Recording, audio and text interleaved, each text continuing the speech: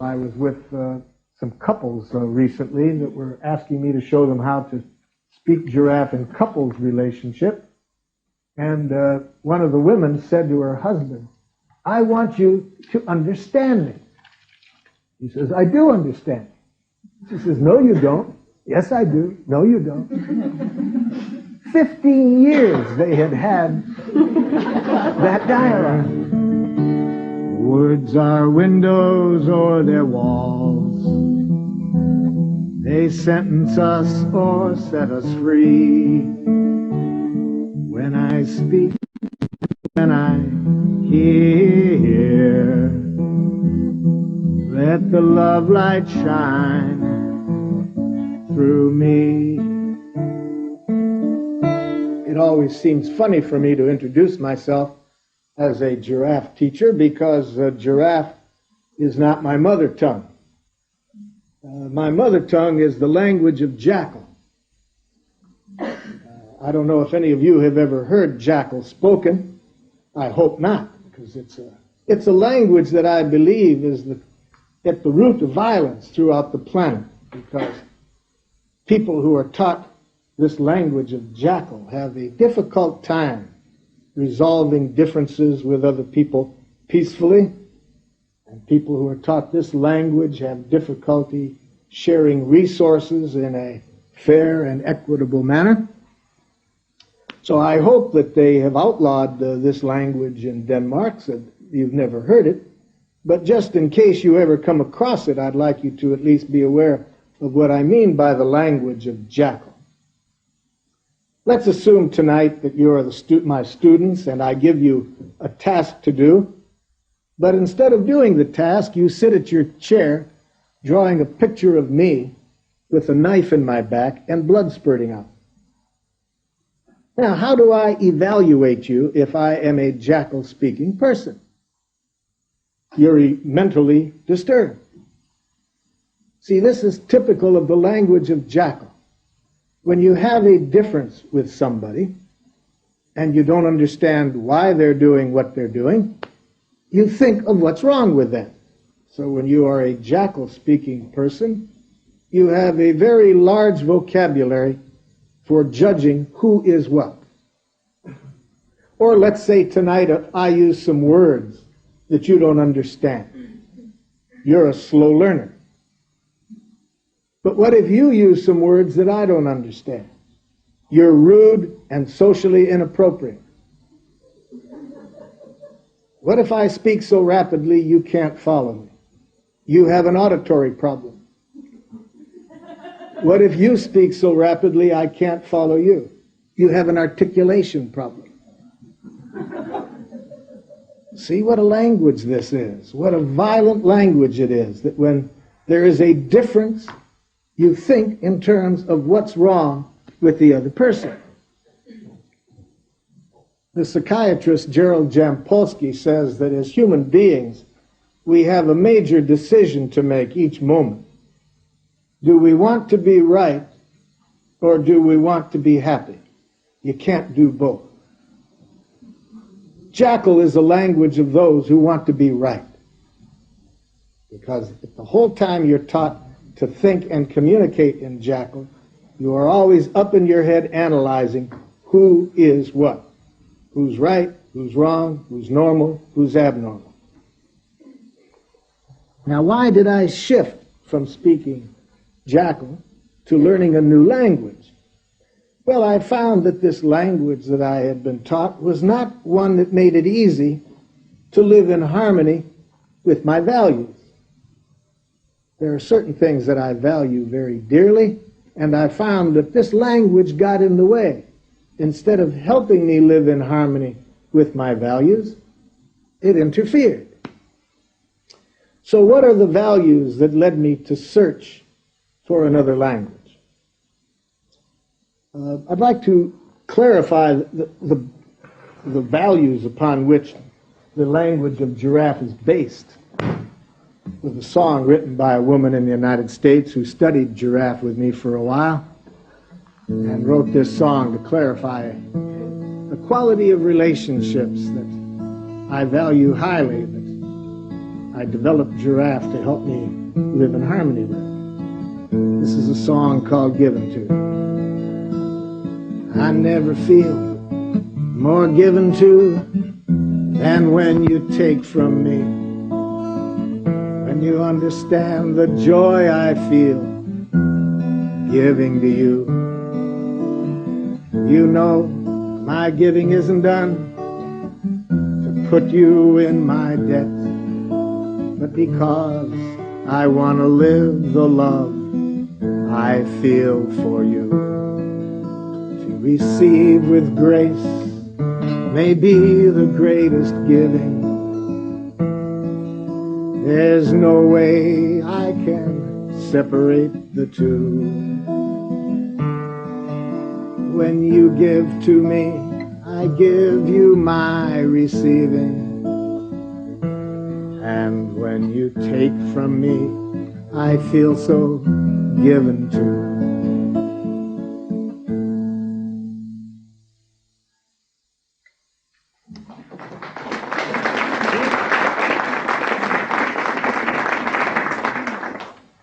I'm interested in that quality of relationship. I'm interested in how we can give and receive in that way in the family, in the workplace, and politically.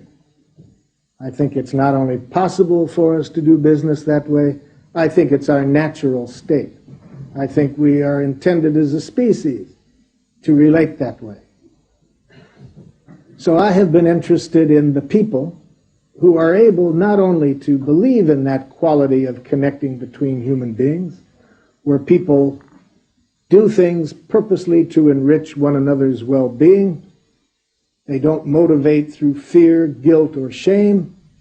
They motivate one another simply being aware that the natural state of human beings is to willingly enrich the life of one another.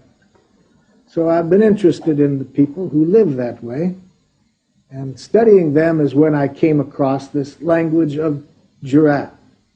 I noticed that people who were living in harmony with the kind of values that I described spoke a language that's quite different than the language that I was brought up to speak. And I studied this language and I tried to learn it myself. And then, as I mentioned earlier, I've now been teaching this language for several years. Technically, I call it a process of nonviolent communication. But as you can see this evening, I like to play with this little image of calling it giraffe language. And I like giraffe as a symbol for this process of communication for several reasons. As we'll see tonight, giraffe is a language of the heart. It redefines honesty.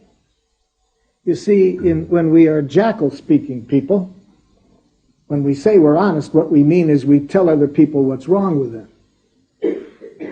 Giraffe defines honesty in quite a different way, as we will see. When we are honest in Giraffe, we are honest from the heart.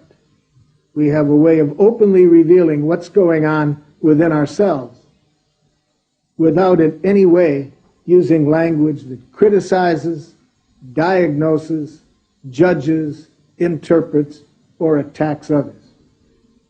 This will be a theme I'll return to several times this evening, that any time another person hears anything coming from our mouths that sounds like a criticism, or a judgment, or an analysis, or a diagnosis, the likelihood that we can get our needs met is almost zero. Because when people hear any language that sounds that way to them, most of their energy goes into defending themselves or counterattacking. And even if they do what we want, if we get them to do it because we have judged them and criticized them, they are likely to do what we're asking, motivated by fear, guilt, or shame.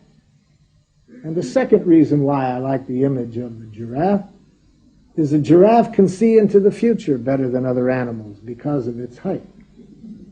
And it can see that any time people do what we ask, motivated by fear, guilt, or shame, we lose. we lose even when the other person does what we ask them to do. Because when people are motivated by fear, guilt, or shame, it creates very destructive ecological consequences.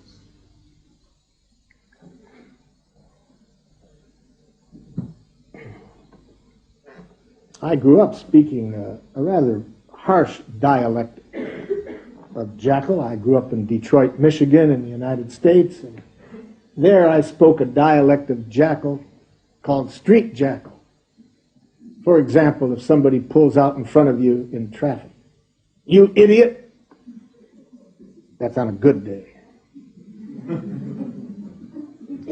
Then I went to the university and I got a doctor's degree in professional Jackal. Now, if you pull out in front of me in traffic, you pseudo-neurotic schizophrenic,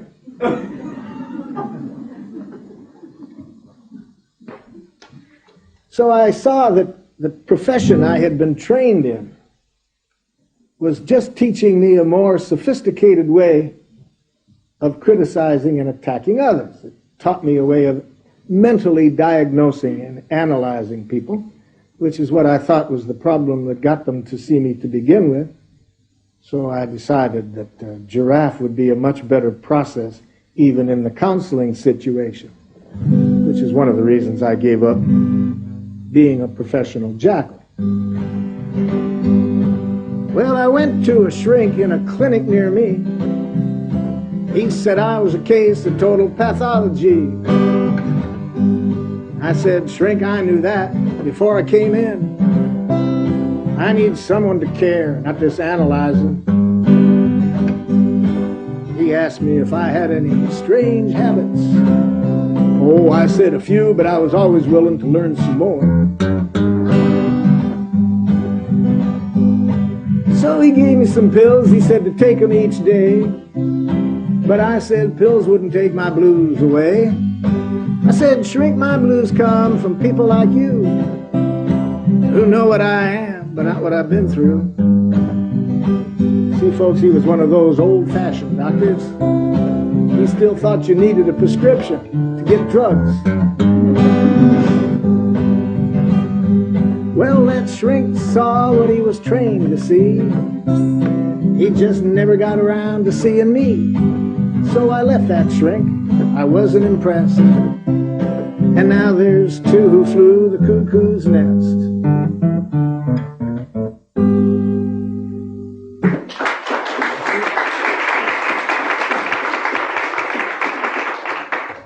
Yes?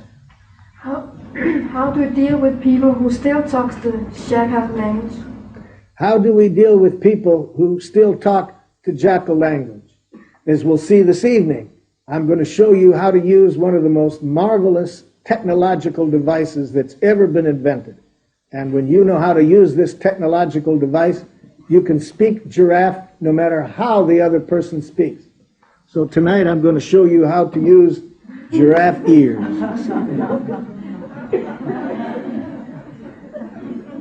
Giraffe Ears.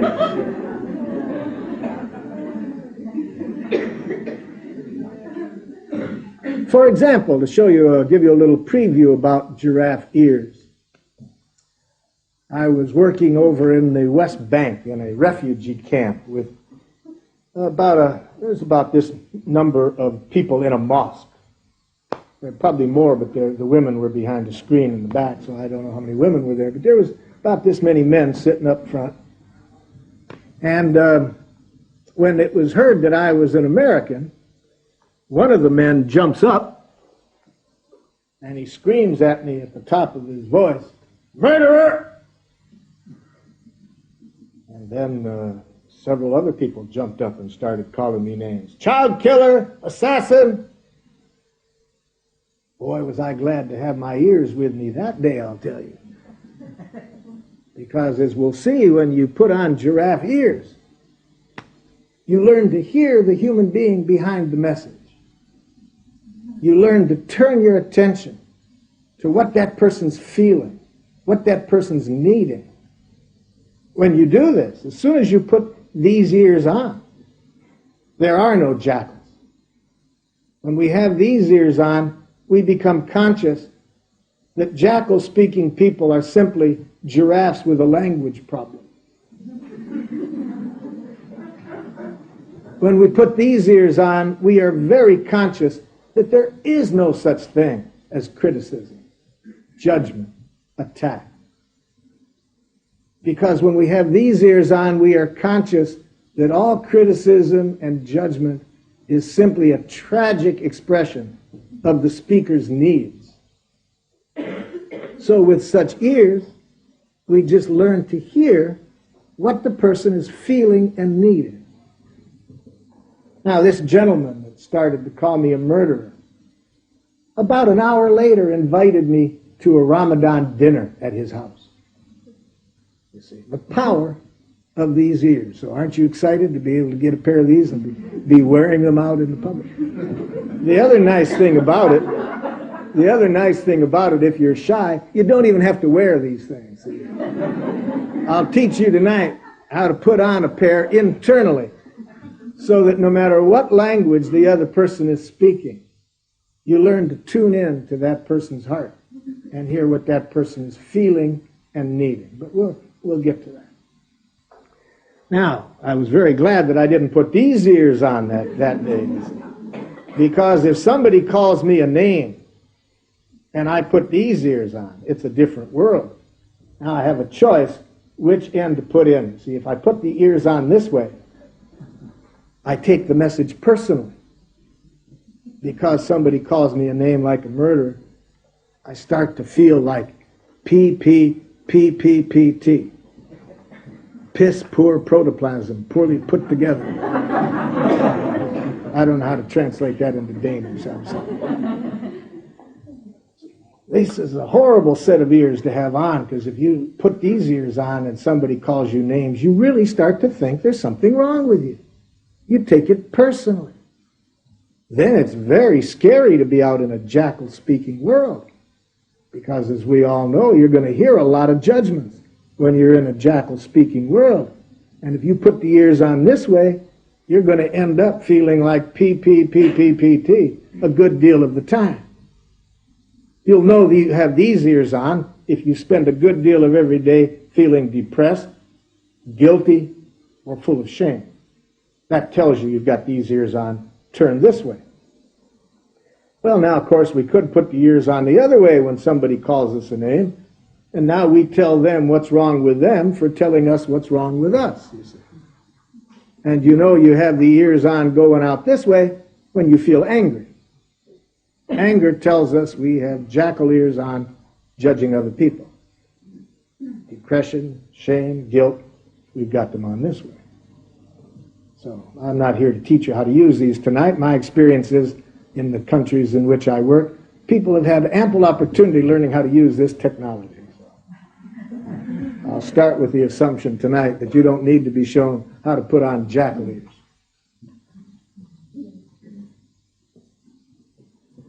Okay, let's learn some giraffe. I'm going to ask you to write down some things. First, let's look at this subject of education. How we educate somebody whose behavior is not enriching our life in some way. And we want to educate this person. We want this person to see that what they're now doing is not meeting our needs. And we want to communicate with this person in a way that maximizes the possibility that they will be interested in acting in harmony with our needs, and that they will do this willingly, not motivated by fear, guilt, or shame. So obviously this is going to happen regularly for all of us, because when you get more than one human being together, there's going to be differences that happen where people are going to act in ways that are not necessarily enriching the lives of one another. So we need to have some language skills for educating people at these times. So I'd like you to think of somebody tonight who's behaving in a jackalish manner. And by that I mean they're saying or doing something that is not enriching your life. It's not in harmony with your needs, not in harmony with your values. This could be a child jackal. This could be an adult jackal. This could be somebody at work. Could be somebody at home. I've even been told husbands and wives can be jackals. So whoever you want to pick tonight to work on, I hope we get a wide variety of different situations so we can see Giraffe at work in a lot of different situations. Now I'm going to have you imagine that you are going to go to this jackal and you're going to be honest with this jackal about the behavior on the jackal's part that bothers you. So what I need from you in writing is a sample of, at the moment, how you define honesty. And I don't want the definition, I want an example of it. So I'd like you to write down word for word what you might say to this jackal, again, where your purpose is to educate the jackal, to get the person to change the behavior and to change it willingly. I'd like you to pretend that this is the person that you're speaking to, and then we'll have the giraffe coach you if the giraffe has some suggestions as to how you might communicate differently in this situation.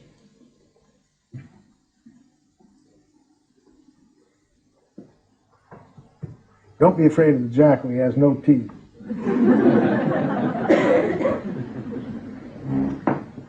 Thank you, yes.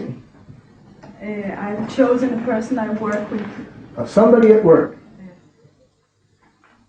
Shall I say what the problem is? No, we just need to hear the sample of what you wrote down. Just say it right to the jackal, and if we need more information, we'll ask you. Do I have to be me, or do I have to be this person? No, you're going to be yourself, and you're going to be honest with this jackal. Oh, okay.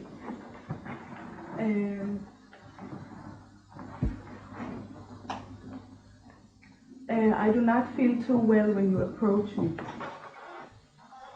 Why?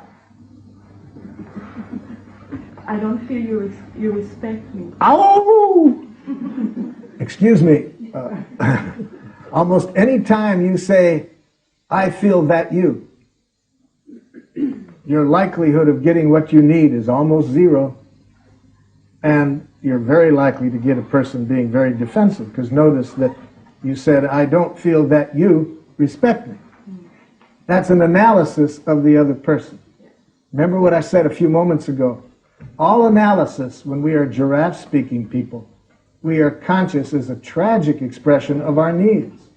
So let's help you say that in another way. When we speak giraffe, there's 3 pieces of information that we make clear to the other person instead of that kind of analysis. See, when we make an analysis of somebody, such as, I feel that you don't respect me, I think we're trying to say 3 things. But by putting it in the form of an interpretation, that sounds to somebody with these ears as though they've done something wrong. They're being criticized and analyzed, and makes it very hard for them to respond with compassion to whatever it is that you need. So the first thing we want to substitute for that judgment, we want to tell this person what he or she does that makes life less than wonderful for you. That's what I call here, what you're observing. So what is it that this person is doing or not doing that's behind your diagnosis of them as not respecting you? When this person talks to me, she never talks directly to me. Never? No. Never. Okay, as long as it's never. I've been working with her for 3 months. Now, what do you mean, doesn't talk directly to you? See, that still has a bit of an analysis in it. So we need to clear up this observation a little bit. So what is it that this person does or doesn't do that you're referring to as not talking directly to you? When she comes with her critics to me... When she comes what? With critics. No, I don't criticize. No, but when I'm being criticized... No, I'd never criticize you. No, okay. I'm educating you. I'm stating the facts. You see, to a jackal, they don't ever think they're criticizing. They think they're just telling the truth. So when I come to you and tell you some things that I don't like. No, she doesn't come to me and tell me things that she don't like. So I tell other people I go to other people. Yes, or in my present, she's talking to me, but not looking at me. So I say some things to you, but I don't look at you. Yes. Or say to somebody else when I'm present. So I talk to other people when you're present. Yes. And it's your belief that this refers to you. No, I know it refers to me. Well, that's an analysis. Even if it's an accurate analysis. No, because she says that it's to me. Ah, so then later this person says that. No. Right at that moment. In the situation, yes. So right at that moment, she makes it clear to you that this is really for you, but she doesn't say it to you. She says it to somebody else, and she doesn't look at you. Yes, exactly. That's what we call an observation. Now you've just described the behavior with no analysis. You haven't said that this is not being respectful, indirect, or anything. You've just described the behavior. Yes. Now the second thing we're going to do, we're now going to tell the jackal, how do you feel when the jackal does that? I feel very hurt. You feel very hurt.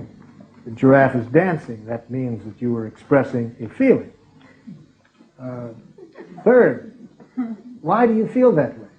Because I need to be approached directly. Aha! There again, perfect giraffe. You expressed your feelings, you explained your feelings with reference to your need. Or another way of saying that, we just expressed how we are. This question, how are you, is asked in every country in which I work. How are you? ¿Cómo allez-vous? ¿Cómo está usted? Every country asks how you are, because our safety and our trust of one another is highly dependent on our getting reliable information back about how people are. Now, as we all know, in jackal cultures, the question isn't taken seriously. So people don't develop a clear, open, honest way of revealing how they are. So when we are giraffe-speaking people, we want to do just what you did. Not put judgments out to the other person. I feel that you're not respecting me. But putting it in the language that we just did. But we don't want to stop there. We never stop after explaining how we are in giraffe. We always want to end on an opportunity to enrich life. Or another way of saying that is we want to make a request of what we would like the person to do that would make life more wonderful for us. So let's add this at the end. So what are you wanting from this jackal? I want her respect. Now, the problem with that is that when we answer this question, what we are requesting in giraffe, we need to use positive action language. And that means we need to state a concrete action that we want the person to take. Because if we use language like, I want you to respect me, I want you to understand me, I want you to accept me, these are very important things for each of us to receive from other people. But I find that we're not as likely to get them if we ask for them in that way. For example, I was with some couples recently that were asking me to show them how to speak giraffe in couples relationship. And one of the women said to her husband, I want you to understand me. He says, I do understand. She says, no, you don't. Yes, I do. No, you don't. 15 years they had that dialogue. So I said to her husband, could I play your role for a moment? He said, please. So I said to the wife, say it again. You never understand me. You never listen to me. And then playing the husband's role, I said, so you're really feeling very frustrated and would like more contact when we communicate. The wife started to cry. The wife started crying because I was giving her what she really needed. You see, what she was really requesting is that before her husband responds, she needed something back from him that told her that there was a connection. But see, she didn't ask for that. She didn't say at the end, husband, I would like you when I talk and I ask for it, would you be willing to tell me back what you've heard me say before you react? See, that would be using positive action language. not using vague language like, I want you to understand, I want you to listen. So let's tell this Jackal concretely what you want to do differently. To talk directly to me. So you want me to talk directly to you. Okay, so now let's put all four of them together. Jackal, when you look at other people but talk to me at that time and don't look at me, I feel very hurt because I really need somebody to be direct and to talk directly with me. So would you be willing in the future to talk directly to me? Look at me and tell me straight to me what's going on between you and me. Okay? Now, do you predict that the strength of Giraffe is such that your Jackal would respond this way? I'm very touched by how openly you've communicated with me. And I really admire how specific and clear you were. Of course, I would be willing to do exactly as you request. Is that how you predict your Jackal would respond? No, I think it's a bit more than that. I asked you not to have skeptics here tonight, Klaus. Okay, so we must prepare you then for the real world because, as I said earlier, we want to be able to speak Giraffe no matter how the other person speaks. So, now, what good does talking directly to you do? You never listen. Did you ever try? Pardon? Did you ever try? Ow! Now, oh, I see what the problem is. I forgot to have you put on these ears, you see. Now, put on these ears, okay? You got the ears on. Now, when you have these ears on, I don't know if you can see from back there, but with these ears on, this is all you hear. Are you feeling, and you tune in to what the person is feeling, and then you try to hear what needs are behind the feeling. So let's try that out. What good does talking to you do? You never listen. I'm not thinking. What's this person feeling when the person says that? You see, if you have these ears on, Oh, yes. all you hear is the feelings. You hear no criticism, no judgment, no attack. You simply hear what the person is feeling and needing. So what do you sense? We don't have to be right as a giraffe. No. We just have to be looking at what's going on in this person. So what might she or he be feeling if they made that statement? What good does talking to you do? You never listen. Somebody want to help her out? What do you think this jackal might be feeling? Yes. Nobody ever listens to me. That's what the jackal would be thinking. But let me offer you a suggestion. Never hear what a jackal thinks. It's ugly up there. No. I think you will like people so much better if we tune into their heart, not their head, especially if they're a jackal-speaking person. All you'll see coming out of there is a bunch of judgment. No. With these ears, we tune into the heart.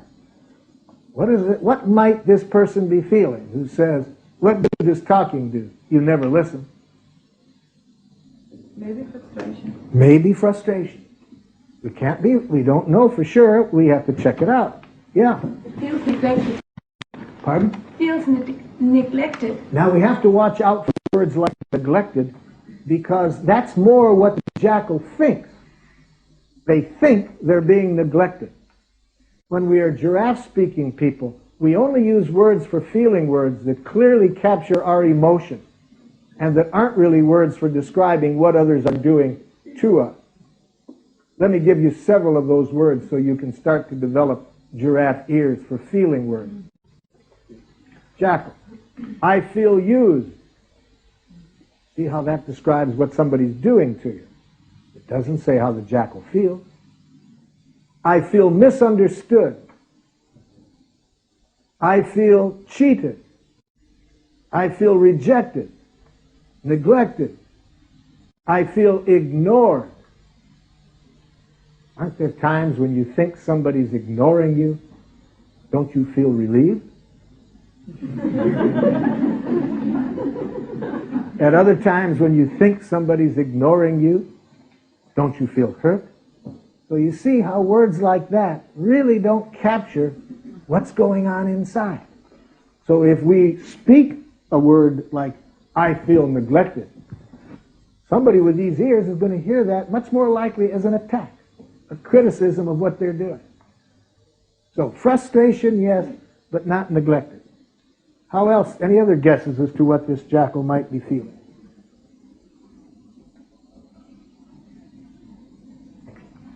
Yeah. Feel sad. He's sad. That's a feeling. So any guess of a feeling is giraffe. Again, to repeat, we don't have to be right because we can always check it out with the person. We can always say, Jackal, are you feeling sad? And then they can say, no, I'm hurt or I'm mad. The idea of putting on the giraffe ears is to tune into the other person's feeling. In fact, it isn't even necessary always to say it out loud. The miracle occurs at the moment we put on the giraffe ears, even if we don't say a word. Because when we direct our attention here to what's going on inside the other person, we take all power away from other people to deplete our morale, to make us feel bad about ourselves. And what's nice about this is that it's as good for the other person as it is for us. Because when we do tune in to what's going on inside of them, we are much more likely to respond with compassion to them. So everybody benefits at the moment we put on the giraffe ears, even if we don't say a word. Okay, so let's go with that first guess for the moment. Let's guess that this person might be frustrated. Now, the second thing that we do is to guess what the person is needing behind frustration. In English, this can be done in several ways. We can say, are you feeling frustrated because you would have liked? Or we can say, are you frustrated because you're needing or because you're wanting?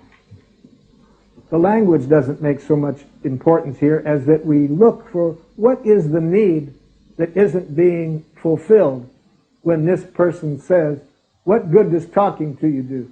You never listen. So that shouldn't be too hard to guess. What do you think this person is needing?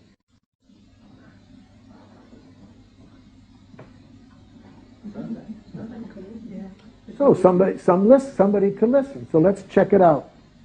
Let's see how the giraffe then would put these two things together. What good does talking to you do? You never listen. So Jackal, are you feeling frustrated because you would like me to listen differently and better when you do talk? Oh, you couldn't even if you tried. You're so narcissistically involved in yourself, you think only you know anything that's worth knowing.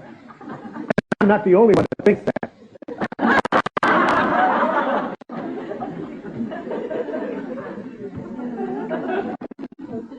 Now aren't you glad you have giraffe ears? Because without giraffe ears, you could take that personally. Or you could start to think there's something wrong with this jackal for thinking that way.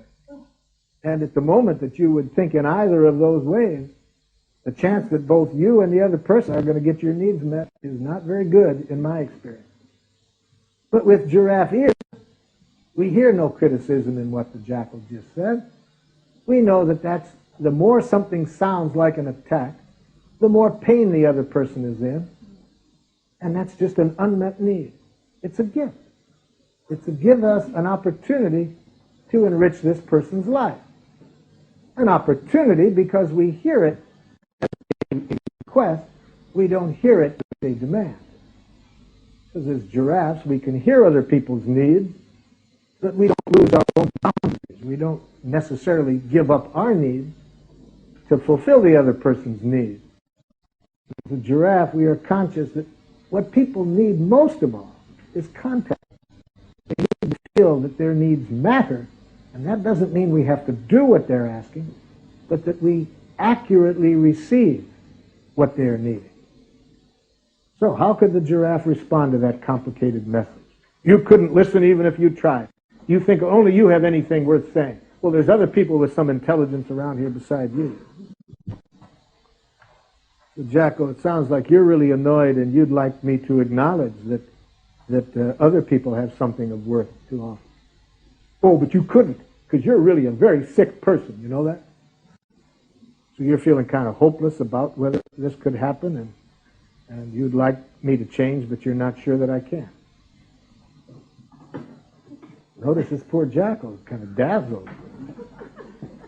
Don't pull any of that psychology crap on me.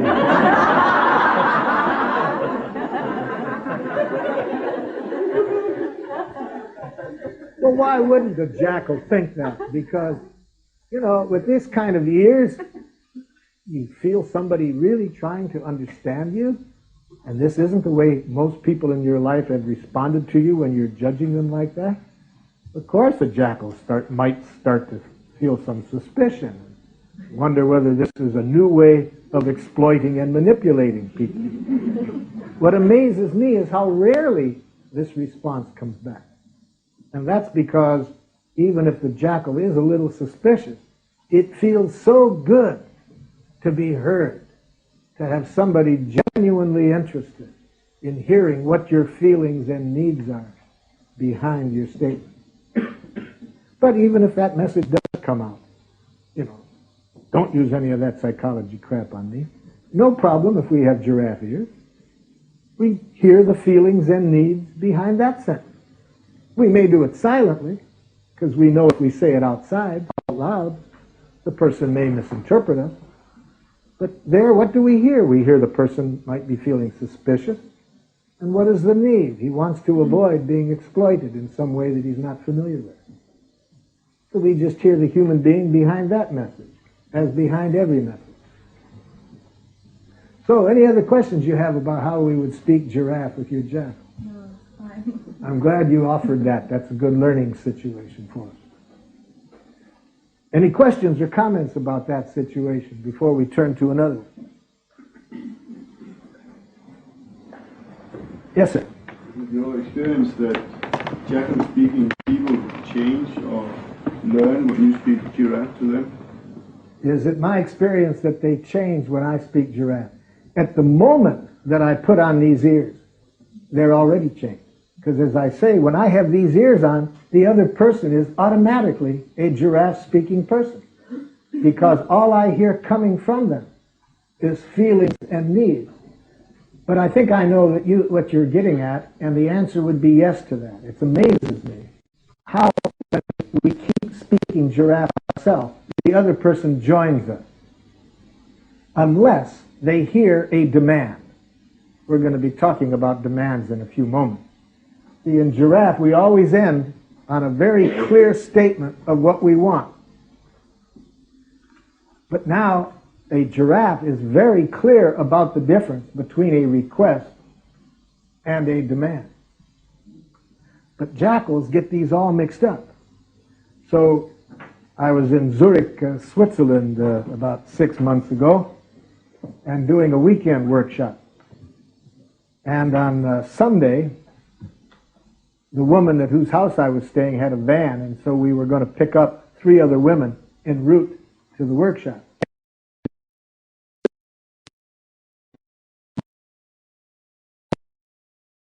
To the first evening, and they had said to their husband, "Oh, I've been exposed to this wonderful process, and I would really like you to join me in it."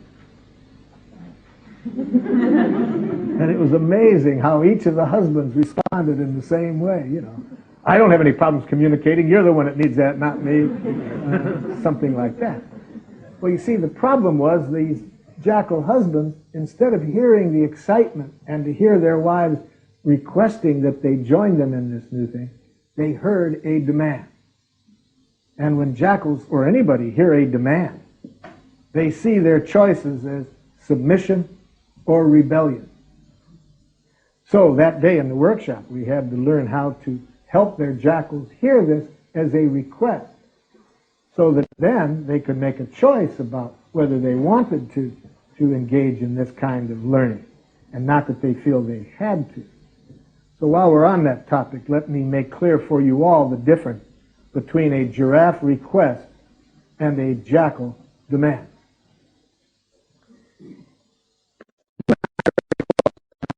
I think giraffe is a natural way for human beings to communicate. Now, when I was learning giraffe, I kept saying to myself, this isn't a natural way for people to talk. And just at the right moment, I read something that Gandhi said. Gandhi said, don't mix up that which is habitual with that which is natural. So yeah, that made sense to me. Certainly, it wasn't habitual for me to speak giraffe. But Gandhi says, natural is that which you gravitate to spiritually. It feels right to you, and you're willing to do a lot of practice, a lot of work, because you see the work is in the harmony of your own values. So I really do believe that giraffe is much closer to the spiritual basis of people.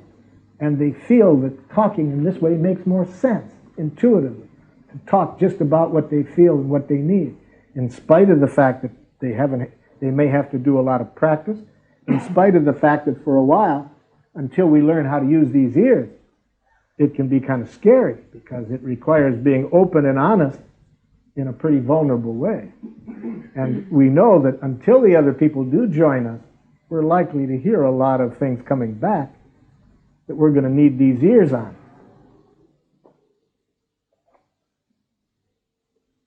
A woman in Stockholm, she was in a 3-day training with me, and at the end of the 3 days, she said, you know, Marshall, I can see this working in my business, but I can't imagine doing it with my father. He is a jackal's jackal. No, he's never had a friend in his life for more than a month or two. He has 5 children, none of us can talk to him. He's had 2 wives, neither of whom could talk to him. I could never imagine talking to him this way.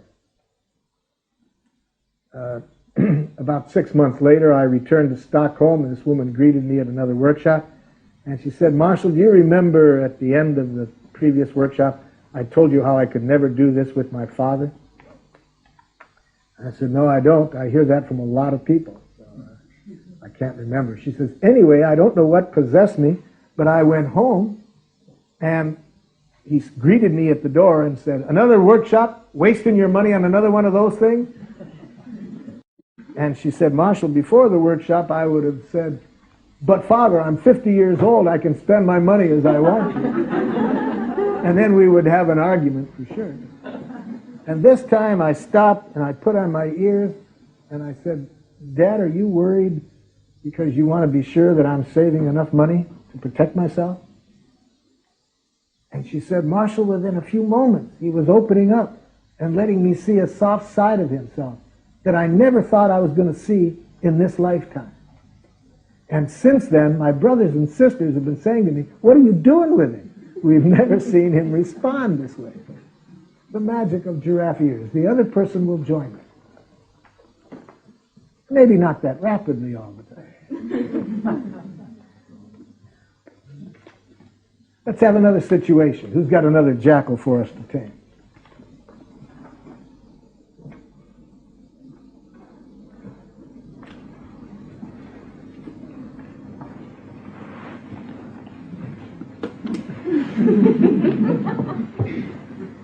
I hope somebody does. It's embarrassing sitting up here playing with these puppets all by myself. Thank you, yes. I would very much like to hear something about a child being like him and the mother being just as well as bad as him. Oh, a parent-child situation. Who's the child? Who is the giraffe? Not yet. No, nobody yet. Well, let's start off, Mom. How old am I, Mom? 9 years. Pardon? 9 years. 9 years old. Yeah. Okay, Mom. Tell me, what is it that I'm doing that you don't like? Very demanding. Ow! The child asked you for an observation, and you gave him a diagnosis. So, observation, Mom, no diagnosis. Very demanding is 2 diagnoses. Demanding is a diagnosis, and very is a double diagnosis. Tell him the answer to the question. What is he doing? It's very difficult to find a word. It is very difficult. In fact, Mom, the philosopher Jaddu Krishnamurti says that in his estimation, the highest form of human intelligence is the ability to observe without evaluating. So yes, it's very difficult to answer this question of, Mom, what am I doing? And to answer that without making any criticism, diagnosis, analysis, the highest form of human intelligence, according to this philosophy. Well, I'm observing very excited. Any feeling, Mom, is a diagnosis. I just can't describe it. Well, when's the last time? Think of a concrete situation, Mom. And what was I doing at that time?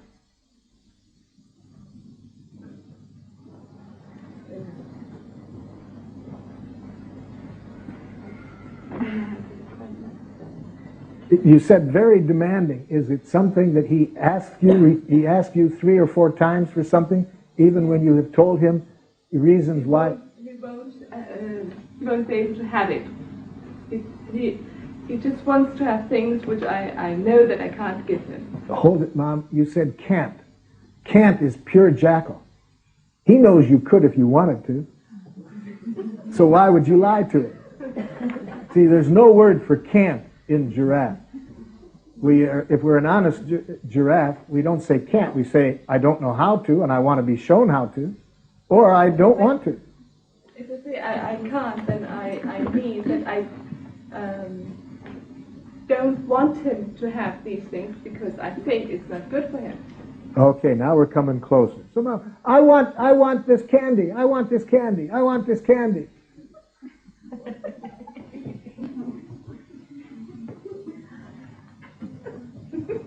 Should I answer to that? Yes, answer, Mom. I believe you should not have it. Ow! Mom, may I suggest something to you? If you want to make life easier for you and your child, find another word beside the one you just used, because whenever you use that word, you're likely to escalate so nobody gets their needs met. And it's a word that I can't say because it's blasphemous for a giraffe to say it. So I'll let the jackal say it. Should. I believe you should. See, that's how a jackal speaks, their values. I believe, I think, and then they use language like should, ought, must, can't. I was working with some parents in one community, and when I told the parents about how dangerous I felt this language was that denies choice, like can't, should, ought, must, this one mother got very upset with me, and she said, well, but there are some things you have to do, whether you like to do it or not. I see nothing wrong with telling my children that there's things that they have to do. I had just finished saying that I thought have to guarantees you won't get what you want when you use that language. So I said, could you give me an example, Mother, about what one of these things are that you have to do whether you like to do it or not? She said, that's easy. When I leave this workshop this evening, I have to go home and cook. I hate to cook. I hate it with a passion, but I have done it every day for 20 years, even when I have been sick as a dog. So I told her that I was hoping I could teach her some giraffe, because I believed that it might open up some happier possibilities for her. I'm pleased to announce that she was a very rapid giraffe student. She went home that very evening and announced to her family that she no longer wanted to cook. I got some feedback from her family. 3 weeks later, who shows up but her older 2 sons? They got there a little early, so I was very curious. Because she had been calling me, it seemed like every other day, telling me about major changes in her life when she got rid of all of this have to, should, ought thinking. So I said to the oldest son, what was that like when your mother came home that first night and announced that she no longer wanted to cook? He said, Marshall, I just said to myself, thank God.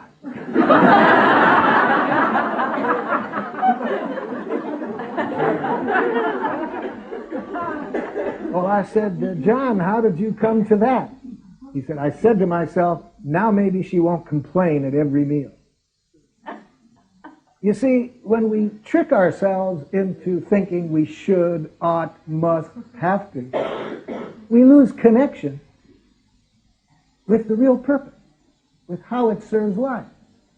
So a giraffe, for those things which are very important, doesn't say, I have to or you have to. It says, I would like to. I would like you to. Because.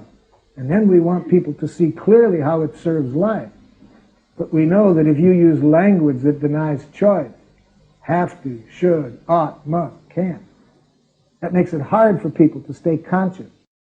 Purpose by which they're doing things. So none of that language, Mom. Just use the language of your needs, your feelings, but not a language of shoulds, oughts, musts, have-tos, and can'ts. Is it correct that you say that the whole conversation is escalating? You mentioned that before, that if you can't respond in a giraffe way, then you're likely to escalate each one. I predict that, unless you're a real mean jackal. And then you say, look, I told you so, and you either do it my way, or I'll make you wish you had. And if the person knows that you are a real deranged jackal, they'll probably be very nice and obedient. I'm not recommending that, because giraffes make a big difference between personal responsibility and obedience. Jackals get those mixed up. They'll say, my child is very responsible. He does everything that I say. Excuse me, but are you mixing up responsibility, personal responsibility, with obedience? What's the difference? You can send a dog to obedience school. Not hard to teach people obedience, but personal sense of responsibility requires choice, and a choice based on one's own values, not on a fear of punishment. So, back to this situation. I want some candy now. I'm hungry. I want some candy now. I think that is too easy with the candy. Too easy. What's harder, Mom? Because then I can come with some arguments and say something about the teeth and the evening meal or whatever. Mom, let me suggest that the most powerful way you can respond is not with an argument, but with empathy. The way a giraffe says no begins with empathy. When you show empathy for the other person's needs, it becomes easier for them to hear what needs of yours might keep you from saying yes. But if the first thing they hear back from you is reasons for why they can't, they feel alone in their need. They don't feel that their needs matter. It's through empathy that we give people the awareness that their needs matter. And empathy, as I said earlier, doesn't mean then that we must now deny our needs and do what the other person wants. So let's start, Mom, by just showing empathy for the person's needs. Just reflect back so you're really feeling it, and show that you understand the need in a respectful way. I don't want to go to school today. I hate that school. It's a stupid school. Well, then I very often respond with a question. What kind of question? Is there anything wrong with you? Do you? Oh! That's a jackal question. Ask this kind of question, Mark. Try to show what he's feeling and needing right at this moment. Yes, I say, for example, are you feeling ill, or are you feeling... No, I'm not ill. I just hate the teacher and I hate the school. The kids all tease me and the teacher's mean. We first want to be sure that we're really hearing this person's feeling. So watch the giraffe, and then I'll have you do it after the giraffe does.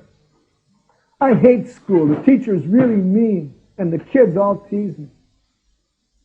Yeah, so you really hate going in there today, and you really don't like the way that the teacher responds to you or the children. Yeah, they make fun of me and they call me names. Yeah, so you feel very hurt, and you'd really like them to treat you with more respect. Yeah. Now the child feels he or she's not alone. There's somebody with them right now. Now notice we're putting off what we're going to do about this yet, because the giraffe parent knows that until we've really connected at the feeling and the need level, it's too early to start solving the problem. Jackals immediately try to fix the problem. They immediately try to find a resolution. Giraffes know that if you have a quick resolution, when there hasn't been empathy, it won't stick. So the first thing we need is to be able to connect with the person's feelings. I don't want to go to school today. The teacher's mean and the kids tease me.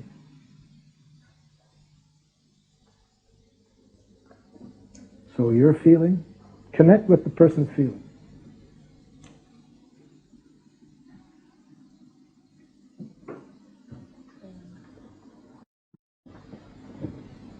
Are you feeling? That's what you say first. Are you feeling?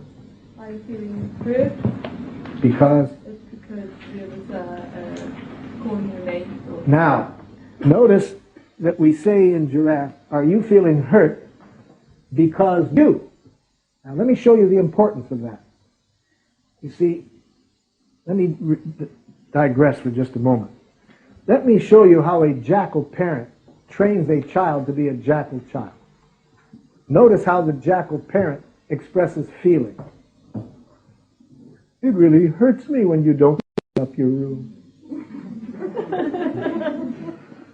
You see, this is because jackals use guilt as a primary tactic for imposing their will on other people. And guilt, in this case, requires the other person to believe that he or she can cause this person's feeling.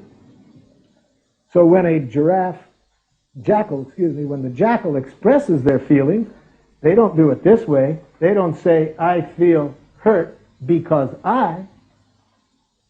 They imply always that it's the other person that hurts them. I feel hurt because you didn't pick up your room. So, we don't want to reinforce that kind of thinking that implies that our feelings are caused by forces outside of ourselves. So now, when we're trying to understand the other person's feelings, we don't say, are you feeling hurt because the children are teasing you? Because eventually we want to teach this child to put on giraffe ears and to see that it's never what the other people do that causes your feelings. It's what ears you put on. So we would say, are you feeling hurt because you would like the children to treat you differently? See, we want the person to connect their feelings with their needs, not to connect their feelings with what other people do. Because the more we connect their feelings with what other people do, the more they become dependent on other people's behavior for their own internal well-being. We want to teach the child to be a giraffe child, which requires that we be conscious that our internal life is only controlled by us, not other people. So try it again, Mom. And that the teacher's mean and the children tease me.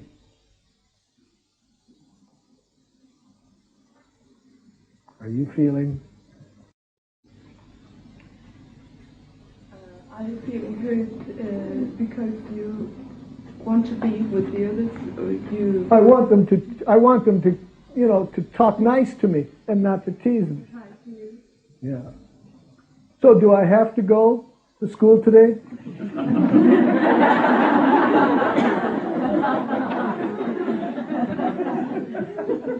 Let me warn you, this is a loaded question.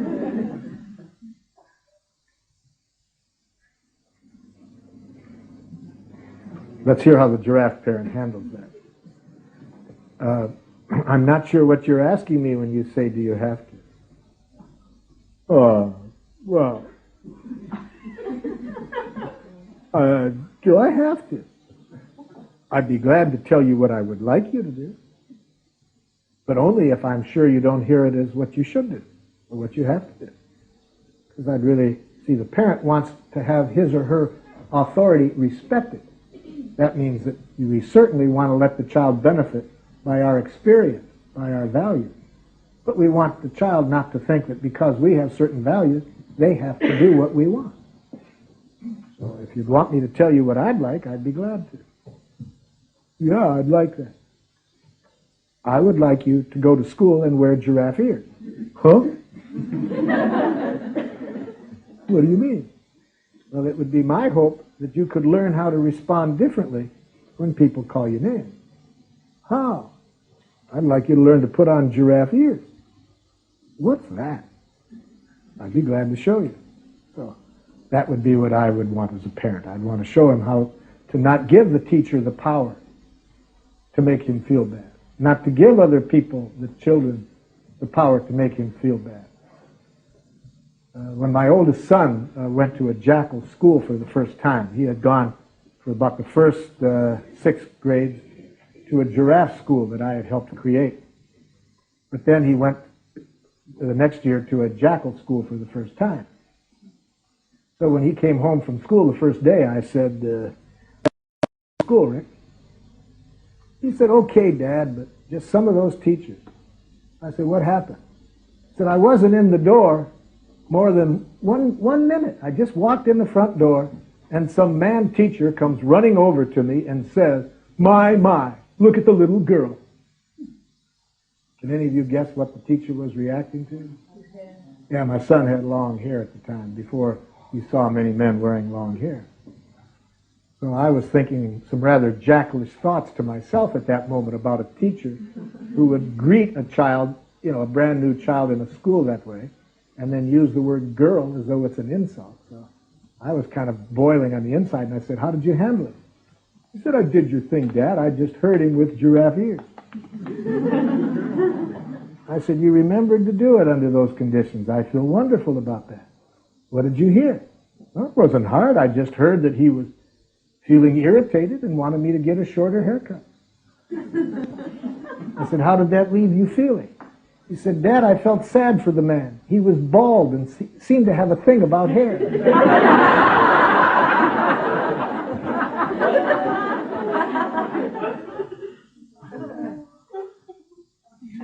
So am I saying anything that's helping you with this 9-year-old? Is there anything more I could clarify about Giraffe's parenting? I think it's a very good start to have this picture. And a few days before I came here, I heard about what you were talking about, and I tried it immediately with my son, and he was very fascinated. And sometimes I should say, now look at me, look deep in my eyes, and imagine you are a giraffe and I am. And then he's really melting. I've tried this just 1 week ago. Now you've just made my day. I like very much that people hear about it from somebody else, and then they go and try it, and I really do like to hear how Giraffe gets around. So I'm very pleased that you have friends that are Giraffe, because for me, the hardest application of Giraffe for me is in my role as a parent. Notice I started off the night telling you this story where I was able to put on giraffe ears, where I was in, 170 people and they're screaming murderer. For me, that's an easy situation. Much easier than when I'm talking to my children. Why? Because I have all kinds of Jackal training as relates to my role as the parent. Like, I'm the parent. I know what's best. One time I even said to my oldest son, I think I know better than you do. I have a PhD. He said, what does that stand for? FUD? So it's very hard for me to do this as a parent. Now, I'd like to, therefore, to suggest to you that the number one thing that I recommend to parents who really want to live this way with their children, be sure that you are getting a lot of empathy yourself. Because unless I have somebody that I can turn to, a giraffe, daily, and say, I get so frustrated when right in the middle of, I'm in the store and he keeps saying he has to have this, and I didn't want to take the time to sit down and have this discussion with him. And then he's kept getting more and more Jackal-like. And then I come home and I told my husband how frustrated I was, and then he said, you shouldn't let it bother you. And then I wanted to kill him. And then it's so hard for me to get everybody in the family to talk this way and to listen this way. So now I have a giraffe teammate, close giraffe, to give me the giraffe listening that I need.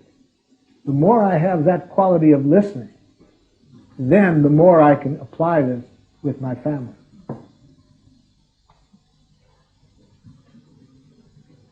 Any comments or questions more about giraffe parenting?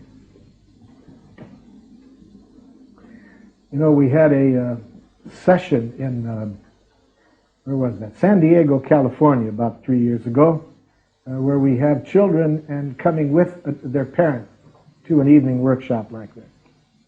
And a young man came up to me after the workshop, and he said, "This is wonderful. You ought to get this to all the teachers in the world."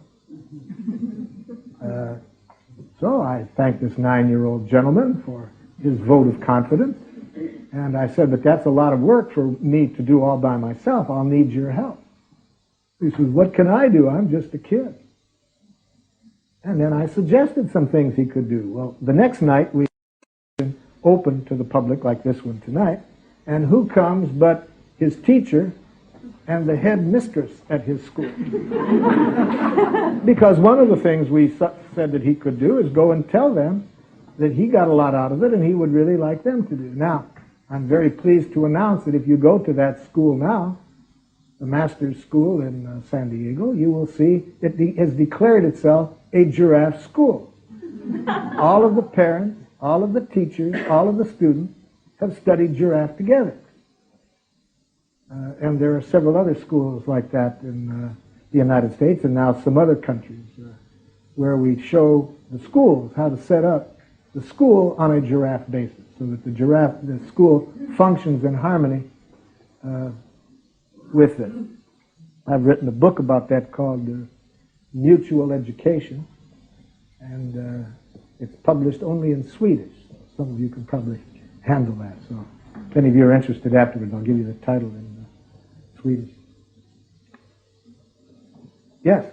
I'm a teacher, and I think it's so difficult in class situations when a lot of children are, for example, going around and some are beating each other. How to be angry in giraffe? Yes, well, let me reassure you, teacher, that to be giraffe does not mean you must be calm and patient and that you can't be angry. You need to know how to scream in giraffe. I was asked to come into a teacher's classroom in Buellton, California. I had been there 6 months before working with the teachers. And the teacher who really was the best giraffe teacher we had, for a reward, they kept sending all of the difficult children to communicate with into her classroom. So she requested when I came back to do a follow-up with the staff that I spend half a day in her classroom. And she asked me if I would conduct the classroom, and she wanted to see what she was doing wrong. Well, I aged 40 years in that one half of the day. It was really rough work. So at the noontime we were eating, and she said, "Marshall, I really want to thank you for coming into that class today. I can't tell you what a valuable learning experience that was for me." I said, "What was valuable about it?" She said, "You don't know how good it was watching you suffer."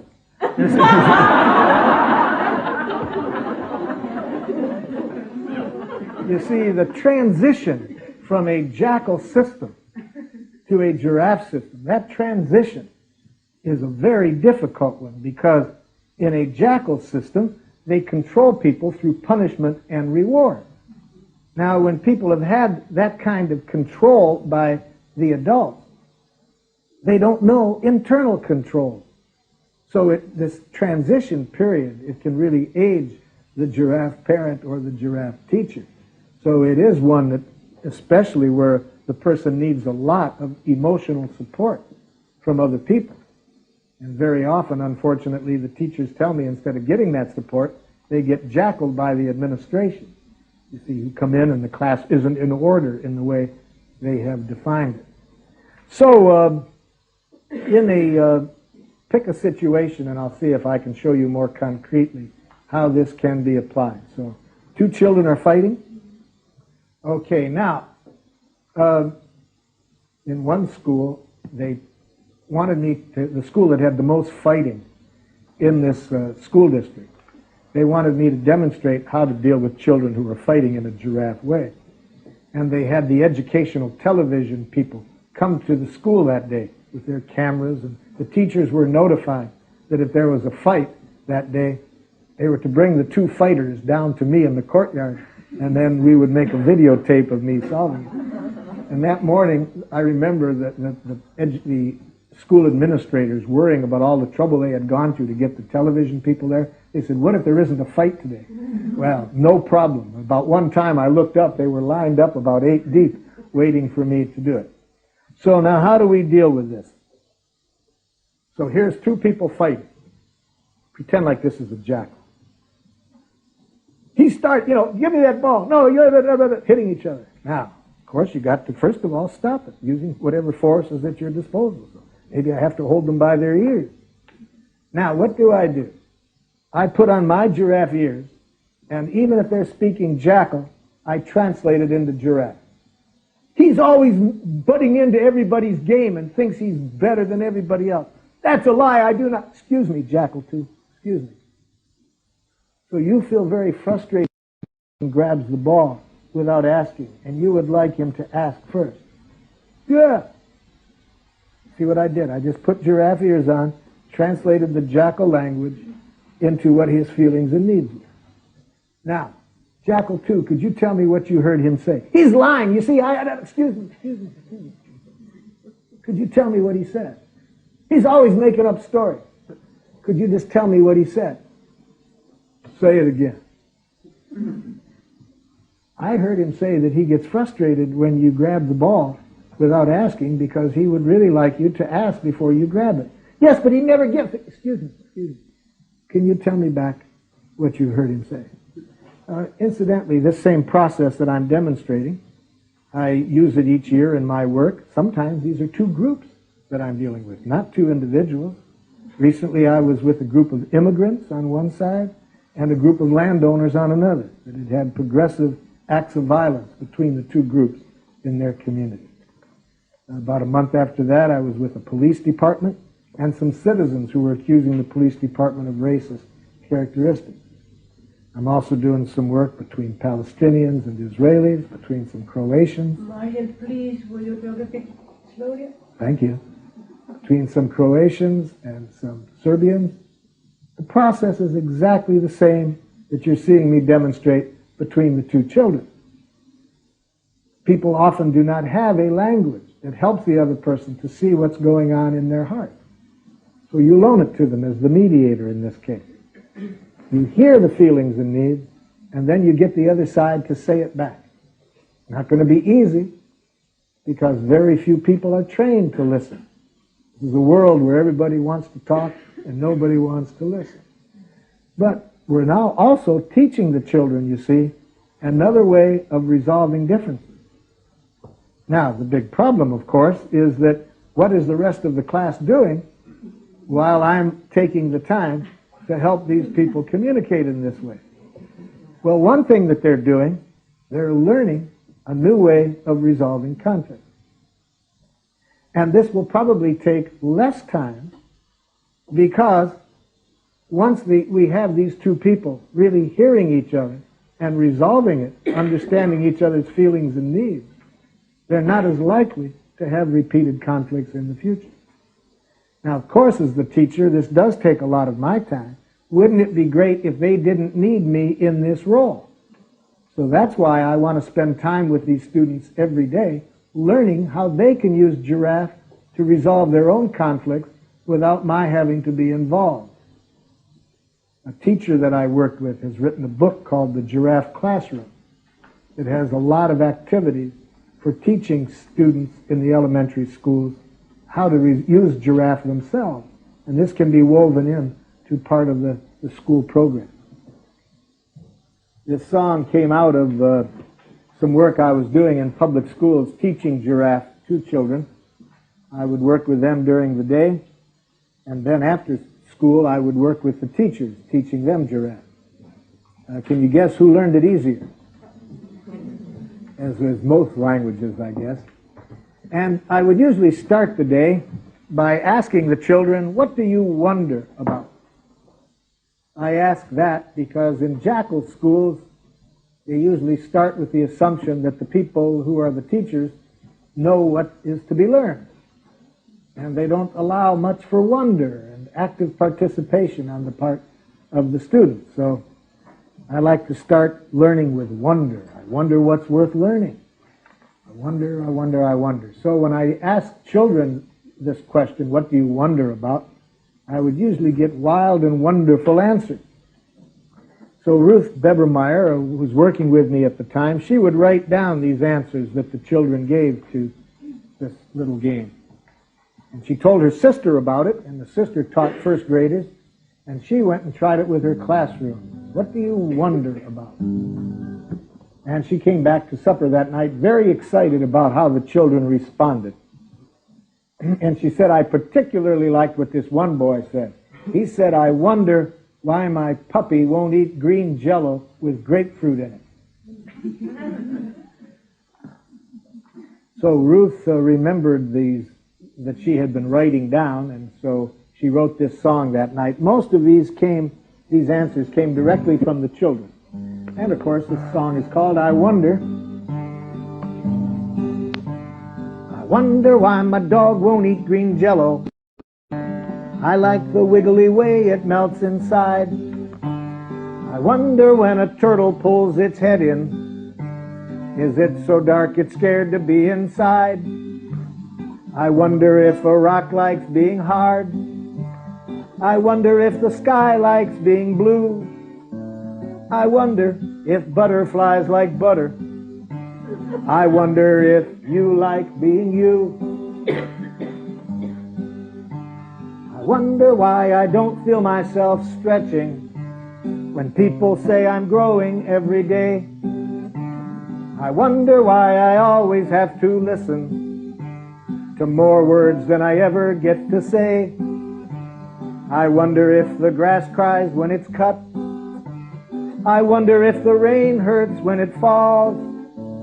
I wonder if the earth gets dizzy turning. I wonder if little worms feel small. I wonder why I see so many people do things they don't really want to do. I wonder if the music goes away somewhere after I sing my song to you. I wonder if it feels sad to be old. I wonder if the moon likes company. I wonder why it's fun to feel a little scared. I wonder if you wonder like me.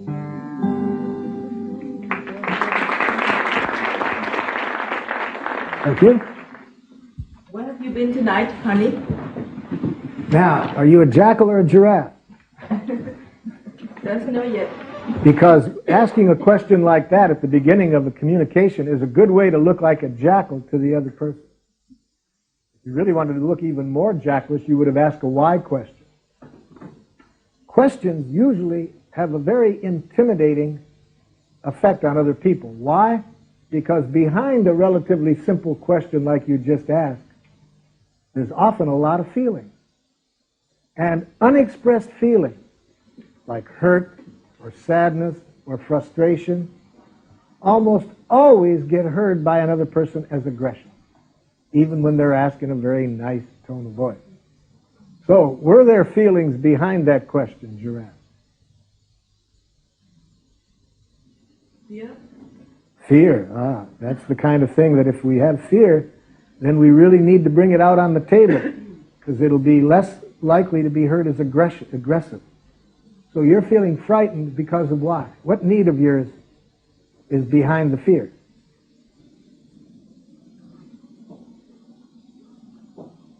What is happening here?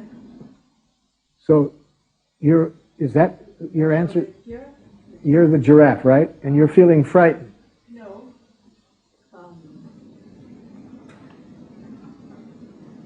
The giraffe has had a nice evening and is open and wants to tell about the night. So the giraffe just wants some connection with the other person. So let's see how it might sound. So I'm very eager for us to have some sharing this evening, and I'd really like to know how your evening went. All right. How's that? How do you like that response from the Jackal? Can you tell me more? Well, what do you want to know?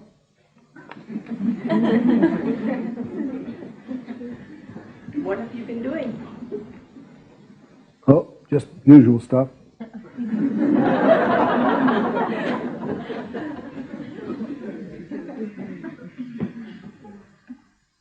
Let's get the Giraffe in here to help you out a bit. Jackal, I'm somewhat disappointed about the kind of discussions that we have. I just would like to know more what goes on inside of you at times. And I don't know how to get it from you in a way that feels safe and comfortable for you. So, like right now, I opened up a lot to tell you what I just did, and I'd like to know, how do you feel when I say this?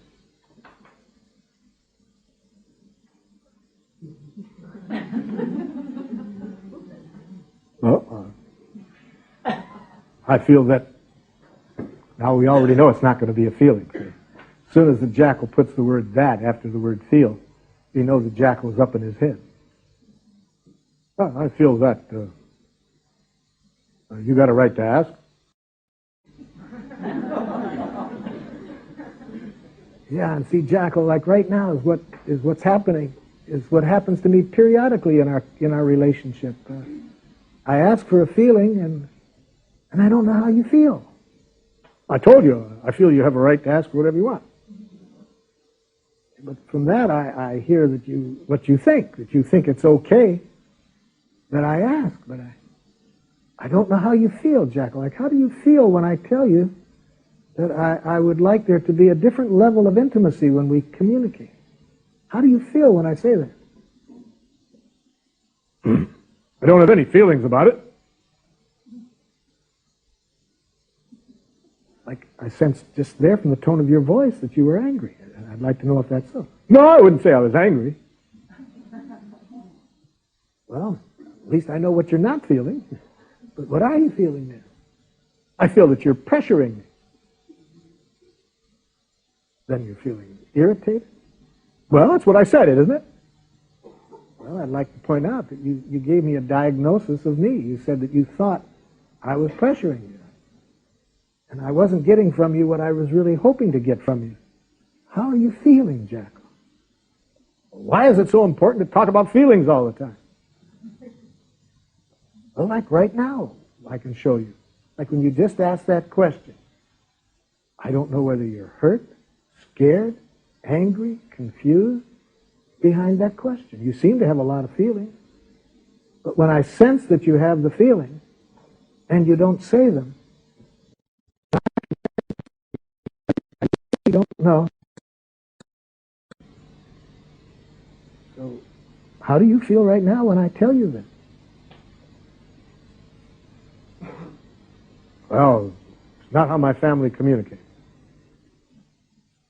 You're annoyed with me for asking? No, but Rome wasn't built in a day. So you're feeling worried that you may not be able to do this as rapidly as I would like? Yeah, you could say that. I'm worried. Well, see, Jackal, just hearing this, just this much connection with you is what I've been longing for.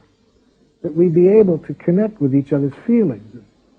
I can be quite patient if I knew that you really wanted to work at it. But I still don't know how you feel about this idea of bringing feelings into our conversation more. I think it's a good idea. You're glad that I brought this up? Well, that's what I said, isn't it? If you followed me around in my work, no matter which country it is, you'd see that I have the following conversation sooner or later. It's usually a woman comes up to me at the end of a workshop, and she'll start something like this. Marshall, I wouldn't want you to get the wrong idea. I have a very wonderful husband. What's the next word? But I never know what he's feeling. I never know what he's feeling. And this presents a real limitation to the quality of interaction, the quality of intimacy that people can experience when they don't have access to feeling. But coming out of the cultural background that I did, it's very easy for me to understand how men don't get much opportunity to express their feelings. In the culture I grew up in, our cultural heroes were not good giraffe speakers. I don't know about your cultural heroes, but did John Wayne ever get around to these parts? You know what I'm talking about, John Wayne? Well, John did not have a good feeling vocabulary. He had a very good diagnostic system, very simple and easy to use. He'd swing open the tavern doors, and there could be 6 pistols trained on him. I never recall him saying he was scared. Now, how did John communicate? He'd label people. He had 2 labels. They were either good guys, in which case you buy them a drink, or bad guys, you kill them. You see, with that way of thinking, you don't have to worry about nuances like how to express emotions. Good guys, buy them a drink. Bad guys, kill them.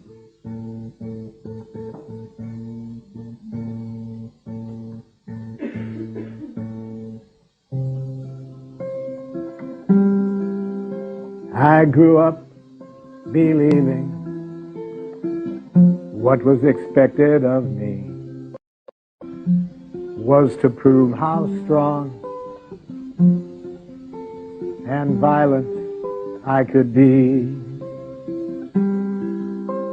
But now John Wayne is no longer my hero, and I'm going to allow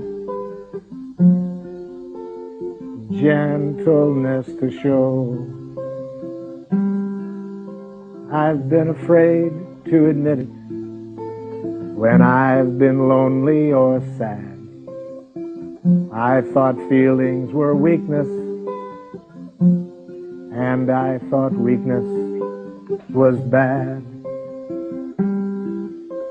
But now John Wayne is no longer my hero, and I'm going to allow gentleness to show.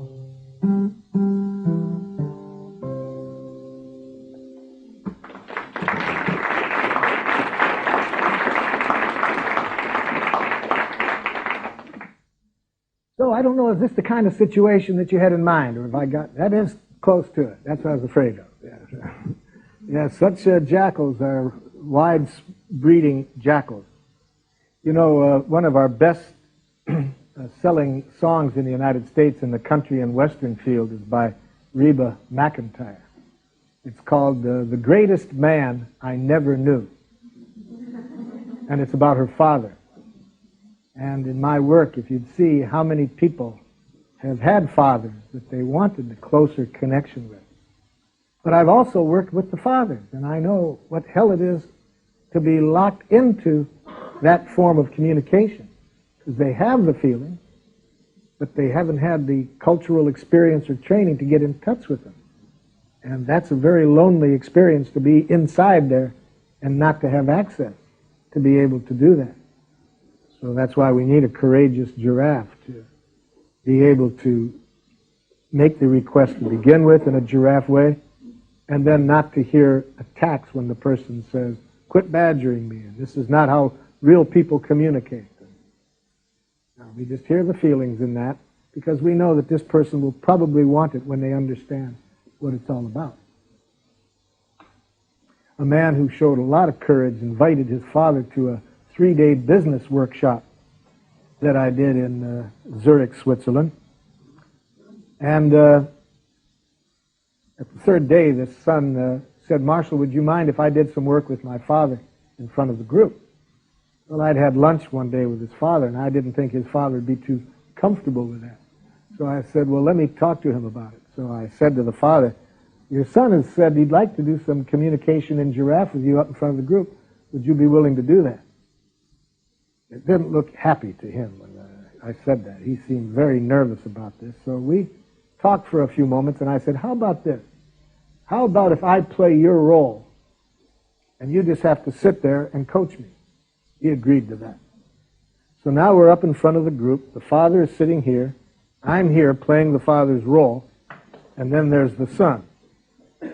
And boy, for a public workshop of the kind that this was, this son took a big risk, because he opened up and said, Dad, my whole life I have really wanted a closer connection with you, and I'm afraid that we're never going to develop it.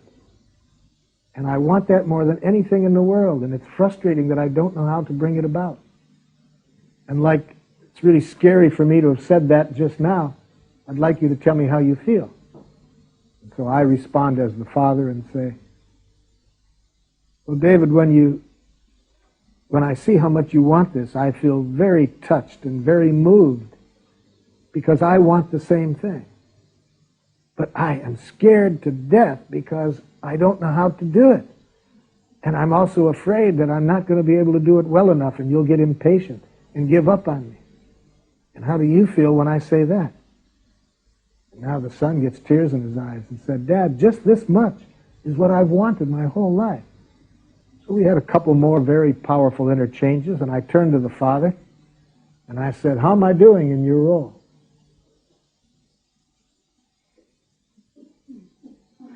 Good. Real good. So then the audience started to speak up, and they admired the young man for taking the risk to bring his father and to open up that way. They really admired the courage that he showed. I admire it too. But the son, unfortunately, couldn't hear it because there was so much noise in the room. So I waited for it to calm down. I said, David, did you hear what your father said just now? Did you say something, Dad? What was it? I said, I heard him say, I admire you for doing it too. Did you say that, Dad? And then the two got up and embraced. And I've never seen a more beautiful sight than the mother's face who was sitting in the front row, because she also came. She had wanted that, she said, more than anything in the world for 40 years, to see the two of them be able to connect in that way. But it does take some courage to open up and let the jackal know that we would like this, because, you know, it's very easy for the jackal to hear criticism, even though we're not expressing it. Jackal, you know, I'm really sad because I would like there to be a different quality in our communication.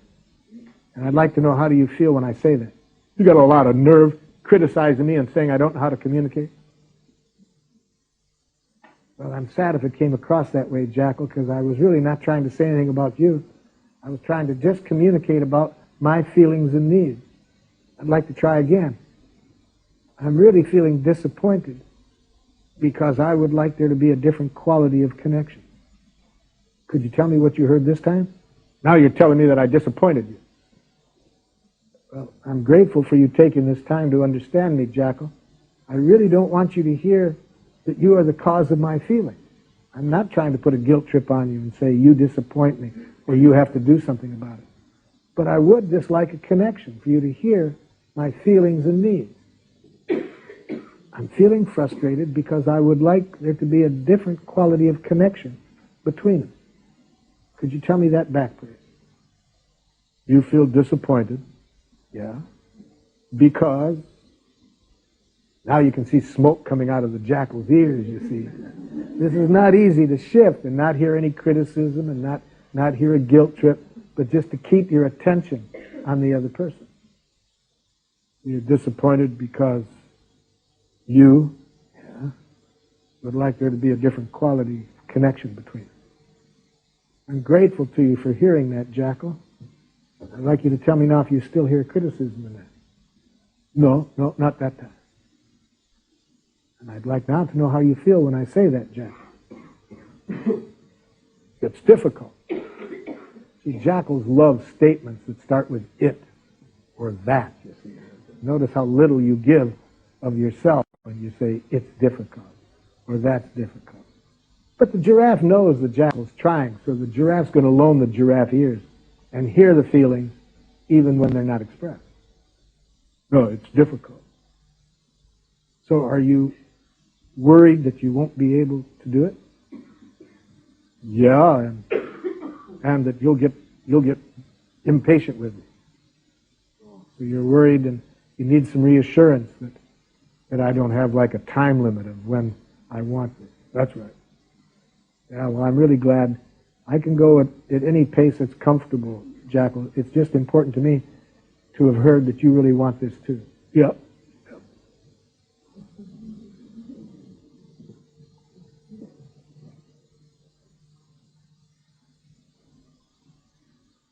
Yes. What in this situation, if Jackal said, I'm just not clever enough to put words on my feelings. I'm just not clever enough to put words on my feelings. So, Jackal, are you feeling discouraged because you would like some help from me in knowing how to do it? No, I don't know if that's it, but notice as a giraffe, I just try to hear the possible feelings and needs behind any message. What I feel when somebody says I'm not clever enough to put words on my feelings is So you're saying that you're not a trained giraffe yet? Yes, or saying I don't believe enough in myself to be able to learn something new or whatever. It's like this wolf inside yourself telling yourself you're the stupid one. Ah, so I'm glad you bring that out, because we haven't talked yet about how to speak giraffe with our inner jackals. And in fact, they're probably the most severe jackals we will ever have to deal with. First of all, they're so much faster than these other jackals. See, these inner jackals, they speak with the speed of light. And they have been in there so long that oftentimes we're not even aware that we are jackaling ourselves. That's why giraffes love to have certain feelings. Giraffes love to have feelings like depression and guilt. Now, why does a giraffe like to have those feelings? Because those feelings tell us jackals have infested our thinking, that we are jackaling ourselves. We are telling ourselves that there's something wrong with us. And whenever we're doing that, as a giraffe, we want to tame those inner jackals. Now, how do we tame an inner jackal? The same way that we tame an external jackal. So what have we been doing tonight? We have been seeing that no matter what message comes at you from another person, no matter how jackalish it sounds, it's simply an expression of feeling and unmet needs. So we put giraffe ears on, and we hear the feeling and the unmet needs. We do the same thing with our internal jackal. Once we have identified them, we see what we're telling ourselves, we learn to translate that internal judgment into what are the feelings and needs that are being expressed through this self-judgment. And then you know what we find? The same thing we find with external jackals, that there are no jackals. Jackals are simply giraffes with a language problem, as I said earlier this evening. Likewise, these internal messages that keep eating out our soul and our morale, if we really hear the life energy being expressed behind that message, we find out that it's a very loving message. We don't feel bad about ourselves at all. Let me show you how that works. I was doing some work in a workshop like this one evening on a relationship with a woman and her husband, and another woman who was watching, she just went like this. And I could tell from the look on her face she was having a serious case of internal jackal. And I said to her, what, could you mind sharing what's going on in you? Oh, she says, I see now why I had the divorce that I did. I have been blaming the husband, but now I see it was really my fault. Well, see, now we know that she's beset with jackals because she has that word fault in her consciousness, you see. When we think in a jackal way, there always has to be fault, blame. So I said, I'd really like to show you how to translate your inner jackal into giraffe. She says, I'd like to too. I just feel terrible feeling so bad about either angry at him or guilty about my role in it. So when you say it was all your fault, you should have known better how to communicate. What is the feeling and need behind that? Well, I should have behaved differently. No, that's a should. That's still an internal jackal. What is that jackal, that internal jackal, saying when it says you should have behaved differently? Well, I'm sad, yeah. Because I should have. Nope, stop. Not should have. What would you have liked? I really would have liked to have known then what I'm learning today. How do you feel when you say that? Different. Yeah, because now you're in touch with the life energy behind your message. You're really hearing what you feel and need. You're sad. You would have liked to have known this then. But notice how different that is than thinking there's something wrong with you, that you should have known better. Notice that when we're in touch with our feelings and needs, that motivates us to do something about the need. But when all that goes on in our head is should have, and what's wrong with you, that doesn't help us learn from the situation. That doesn't mobilize us to change. We just can keep beating ourselves up for years until we tame those inner jackals, which always means to get connected to the life energy behind them.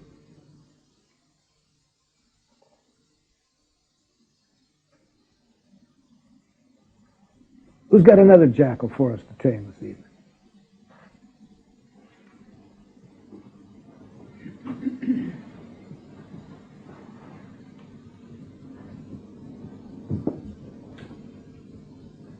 Then let me show you another part of giraffe. Let me show you how to say and hear thank you in giraffe. If you have these ears on, I predict that on about your second or third day that you have these ears on, it'll occur to you what all of a sudden hit me one day. That human beings are only saying at any time one of two things. That's all human beings are. Can you guess what these two things are that human beings are saying? Please and thank you. That's all I'm convinced that human beings are ever communicating. Now, certainly jackal-speaking people say please in a funny way. Like here is a jackal-speaking person saying please. The problem with you is, what a tragic way of saying please, that when somebody's behaving in a way that is not in harmony with your needs, instead of having a language that helps to clearly communicate what's going on inside in a way that stimulates compassion, cooperation, how tragic to be taught to say please in the form of judgment and criticism. Because unless the person that you're saying it to has these ears, they don't hear the pleas. They don't hear the pain. They don't hear the unmet needs. They hear it as an attack and then attack back, and we all know where that goes. So tonight we have been focusing largely on this message, how to say please in giraffe, because I started this off saying I asked you to think of a jackal who was behaving in a way that you weren't happy with. But now let's look at the other message, how to say and hear thank you in giraffe. First, let's see how a jackal says thank you. You did a very good job. You are a very kind person. Can you see why that's jackal? Why is that jackal? Now, it's a judgment, exactly.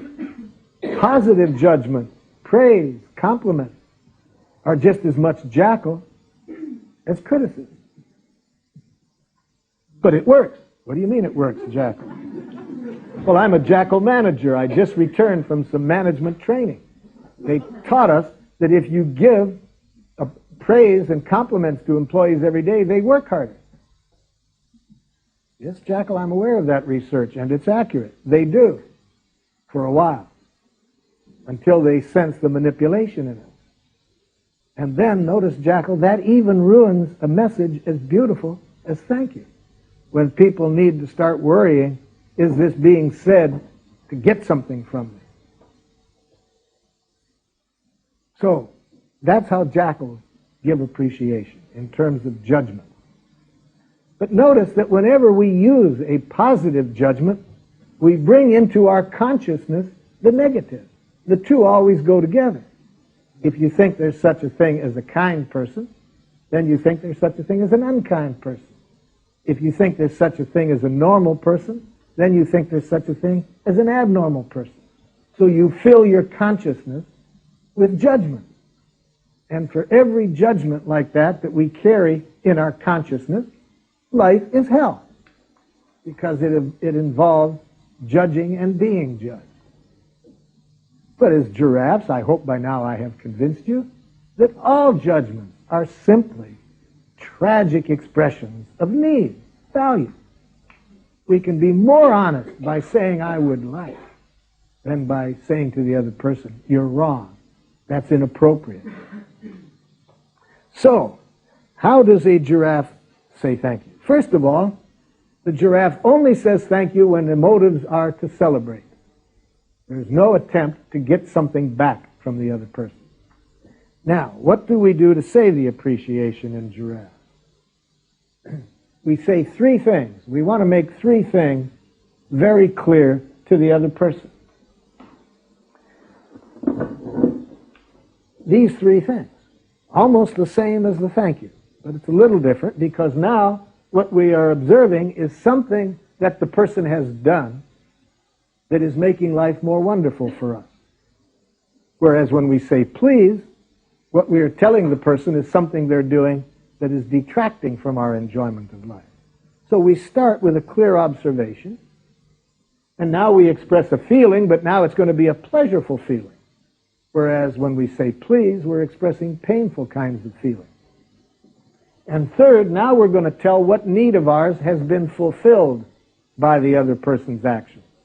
Whereas when we say please, we say what need of ours has not been fulfilled. Let me give you an example of what this sounds like. I was in Geneva, Switzerland, and at the end of a workshop, a woman comes up to me, and she says, "You're brilliant." I said, "It doesn't help." She says, "What do you mean?" I said, "I have been called a lot of names in my life. I've never learned by being told what I am. I'm guessing you want to give me an appreciation." She said, "Yeah, and I'd like to receive it. But I'm not getting the information that I need to really enjoy your thank you." "Well, what do you want me to tell you?" "Well, rather than you telling me what I am, could you tell me what I've done that's made life more wonderful for you?" "Oh, you're so intelligent." Doesn't help. Doesn't help. That's still an analysis. I really need to know, what did I do? Now, that was not easy for this woman to do, because she was a jackal-speaking person. But she thanked me afterwards for pushing her on this, because she better appreciated her own appreciation when she really did get clear what it was that she was appreciating. It turned out that it was two things I had said. She had written them down in a notebook. She had underlined them and put a star by it. So already, just being real clear about what I had done, that she would observe, already I got more out of the appreciation than the vague judgment, "You're brilliant," or "You're so intelligent." Now, I said to the woman, now that I see what behavior on my part you're reacting to, I'd like to know, how do you feel about my having said that? She said, "I feel so relieved and hopeful." Oh, yeah, I hear feelings in those two words. Now I knew what she was feeling. And third, I said, "And what need of yours was fulfilled by my having said that?" She said, "I have this 18-year-old son that I've never been able to communicate with. And I have just been desperately searching for any kind of direction that would help me connect with him. And those two things you said gave me the direction I've been needing." Well, now I could feel wonderful about her appreciation, because I could see the three things that I need to see, that I think anybody needs to see to really benefit by an appreciation. To clearly see what we have done that has enriched another person's life. To get some consciousness of what feelings are going on in that person as a result of it. to see clearly what needs have been fulfilled through our actions. Now, of course, it's easy to be a lazy giraffe. How does a lazy giraffe say thank you? Thank you. Of course, in the course of a day's time, we may choose as a giraffe to be a lazy giraffe much of the time, to just say thank you for this or that. But giraffes want to have the ability for those things which really have touched us as people, that we really feel deeply about, that other people often don't really understand how much they have given to us. Then is when we might want to express the appreciation in this more classical giraffe way. Now, how does a giraffe and a jackal receive appreciation? Here again we see some radical differences. Watch how a jackal receives appreciation. Jackal, I'm very grateful that you offered me the ride last night. I was really wanting to get home quickly because I wasn't feeling very well. Ah, it's nothing. See, jackals always have to deny that there's anything of value within them. So they can't stand to hear appreciation. If you really want to make a jackal squirm, show it some love or appreciation. Why would a jackal get so nervous being shown appreciation? Incidentally, my favorite jackal of all, they almost all communicate the same way, like in French, de rien, or in Spanish, nada. My favorite is Swedish, ash. But they all say the same message. Ah, I don't want to hear it. I don't want to hear it. You know why? Because jackals have an idea in their head which is at the base of much of their misery. Jackals believe that you deserve things. See, you either deserve to be rewarded or you deserve to be punished. So if you say that you've appreciated something they've done, they wonder whether they deserved it. You see how tragic to spend time thinking about whether you deserve it or not. Now, where that concept of deserve really gets devastating is when we start to believe that we're smart enough to know who deserves to be punished for what they've done. But the opposite is also painful, to believe they deserve to be rewarded. See, that's because jackals don't have a concept of giving and receiving. In the jackal mind, everything has to be bought and sold. That means you have to decide what's worth what. So right away, they get something appreciative said to them, and they wonder, did I deserve that? Or, now what do I have to do to earn that? Or what's this person trying to get from me? How sad to live in such a world where you just can't enjoy the appreciation. By contrast, a giraffe knows you receive the appreciation the same as you receive any message, with empathy. You just hear these three things. You just hear what you've done, how the other person feels, how their needs have been fulfilled. You don't necessarily have to say anything, but you show in your eyes that you took it in and were nurtured by the appreciation. So, anybody have any questions about how to say or hear thank you in giraffe? Would somebody like to practice expressing giraffe to somebody in your family or somebody in your workplace that has done something and you haven't expressed an appreciation to them yet?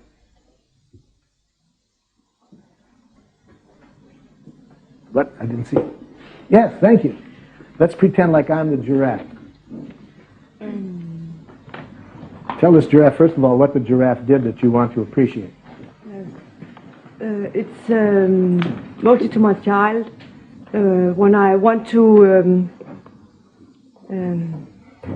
tell my child, you have done something, you have done a fine drawing or something. Mm-hmm. I'm glad, Mom, that you want to do that in another way, because I can enjoy your appreciation far more if you evaluate my performance in giraffe rather than jackal, because you sure don't want me to think, I hope, Mom, that any authority knows what's right. I hope you're scared of that, Mom. Teaching a child that authority knows what's a good drawing or what right answers are. So I'm glad that you want to evaluate me in a way that will help me respect authority, but not give my power away to them. So yeah.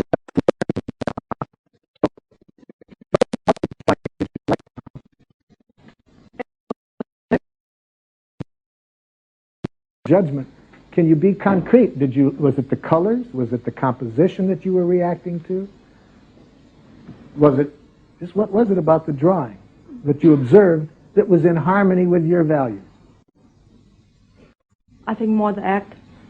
Just that I did. Yes.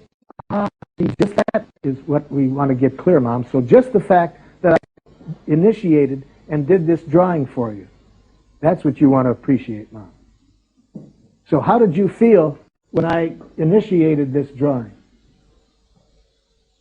Well, I was glad that you had a good time. So you were glad because you wanted me to enjoy myself? Yes. And anything else about why you felt glad about it?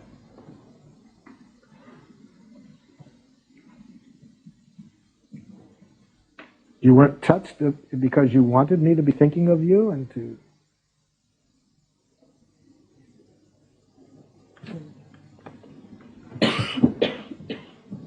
What I'm saying, Mom, is was it just that you were glad that you wanted me to enjoy myself, or did you also appreciate the fact that I wanted to do this for you?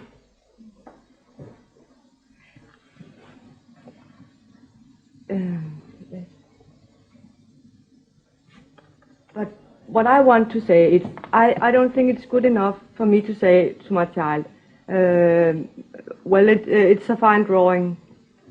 But see, we wouldn't say a fine drawing to anybody, No, but because as a giraffe, we don't think there is such a thing. But I do it all the time. And I know it's not good enough, but I don't know what to say because it's not a big child and I don't want to talk a lot about it. I just want to... I'm really glad. Let me show you some possibilities, and then you tell me if any of these come close. Yes.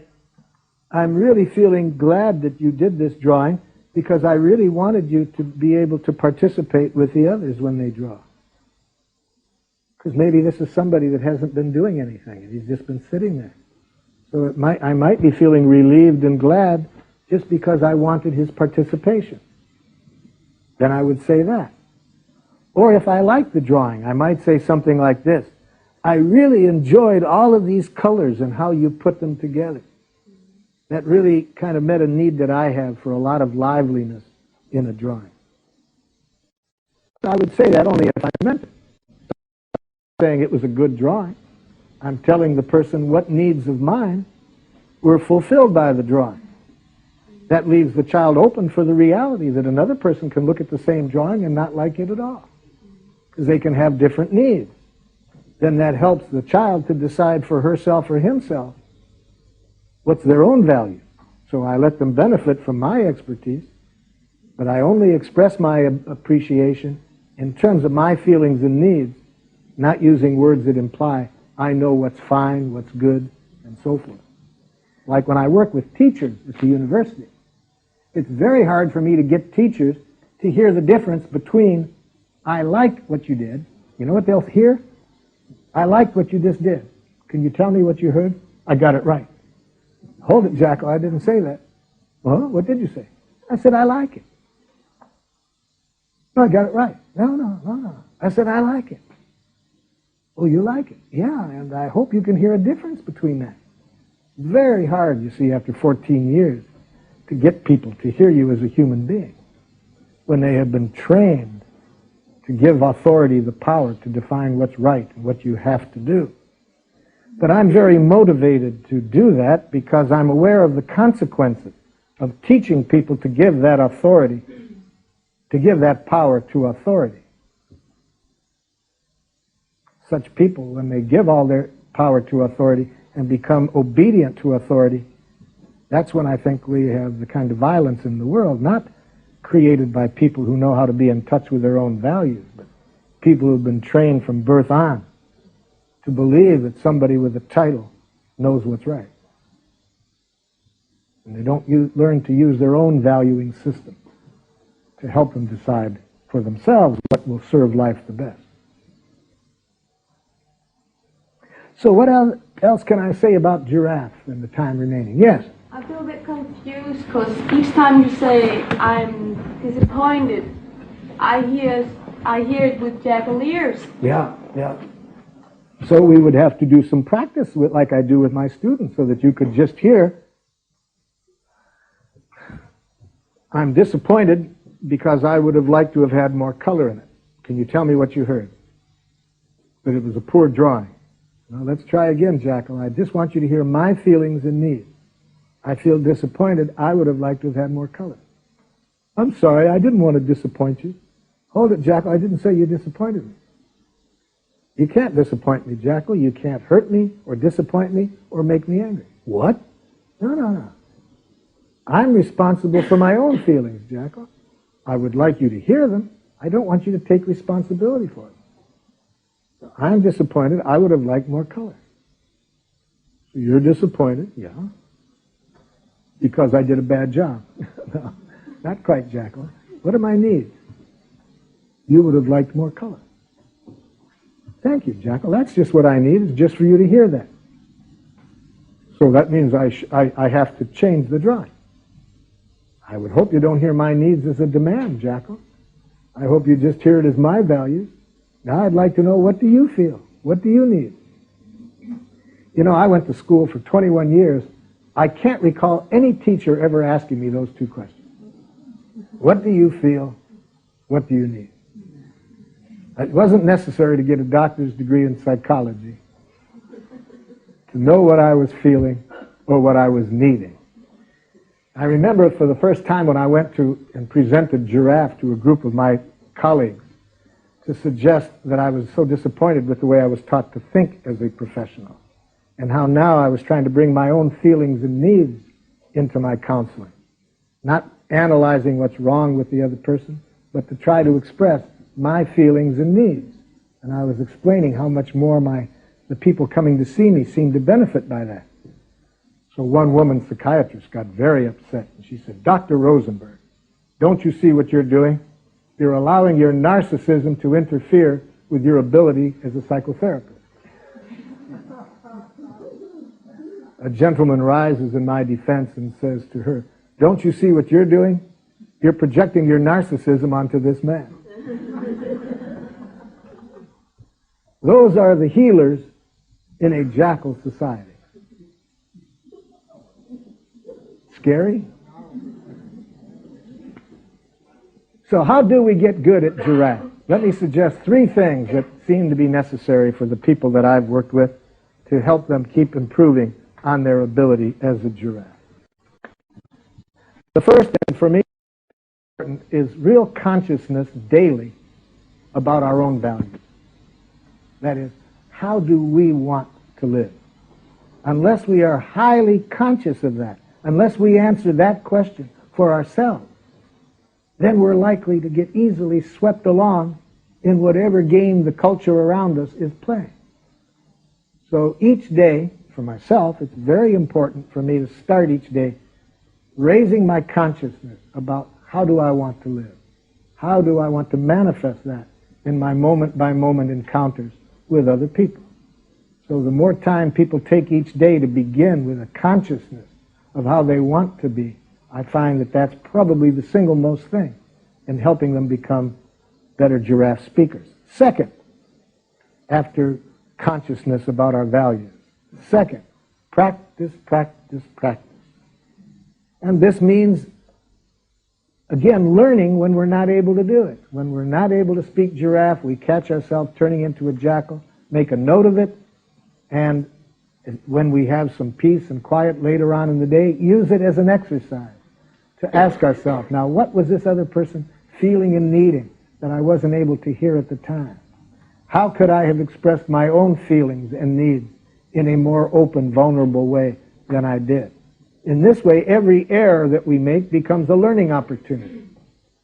And the third thing that helps immensely in becoming a better giraffe speaker is to be a member in a giraffe community. And by that I mean a group of people who share the same values and who also want to learn how to communicate in a way that makes it possible for us to manifest these values. In areas where I go, where I see people forming such supportive communities, it's amazing how well they teach each other giraffe. Also, we need to work on nonverbal messages. silence probably freaks out more baby giraffes than anything else. Jackals use silence as a very vicious message when they know that other people project all kinds of things onto the silence. So we need to learn how to put on giraffe ears when other people are silent. One time I was in a very professional setting working with some managers in a department in a large corporation where feelings aren't usually expressed. And I can't remember what I got so emotional about, but I got very emotional. I even started to cry. And then I looked up and I saw the most horrible Jackal message I could ever imagine. The boss of this organization gave me this nonverbal message.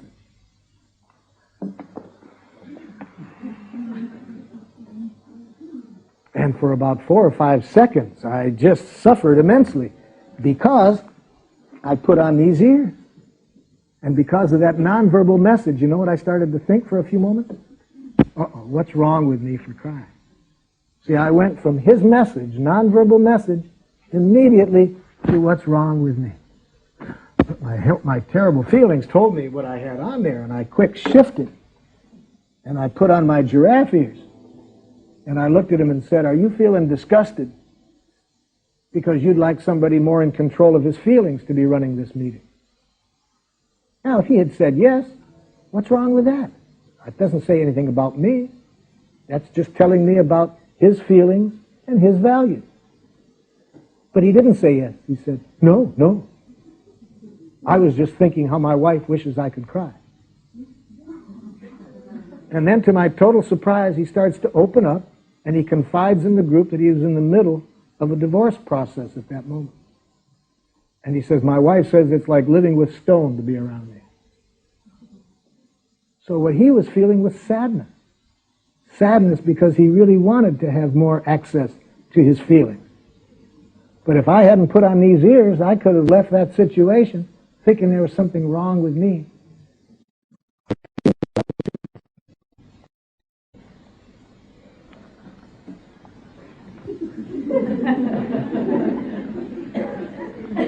My wife still can't believe I wear those things in public.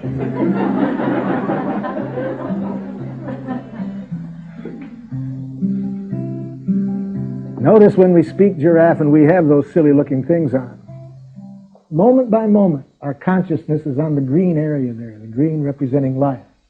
With giraffe ears and a giraffe tongue, we're only focusing our attention on life, the quality of life in us, the quality of life in others. We're only focused on what can be done to make life richer for one another.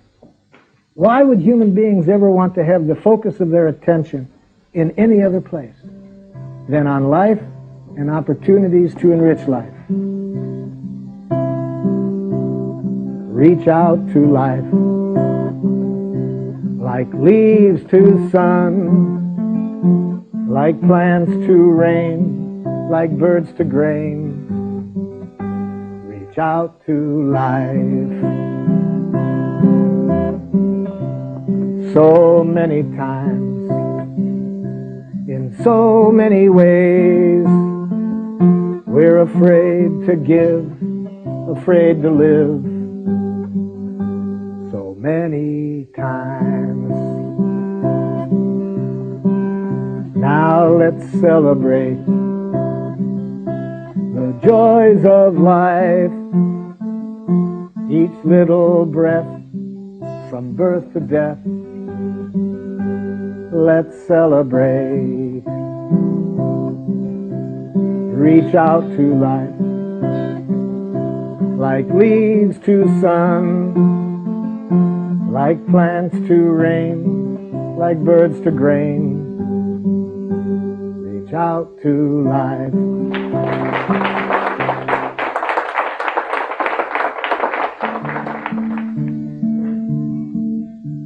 I feel so sentenced by your words.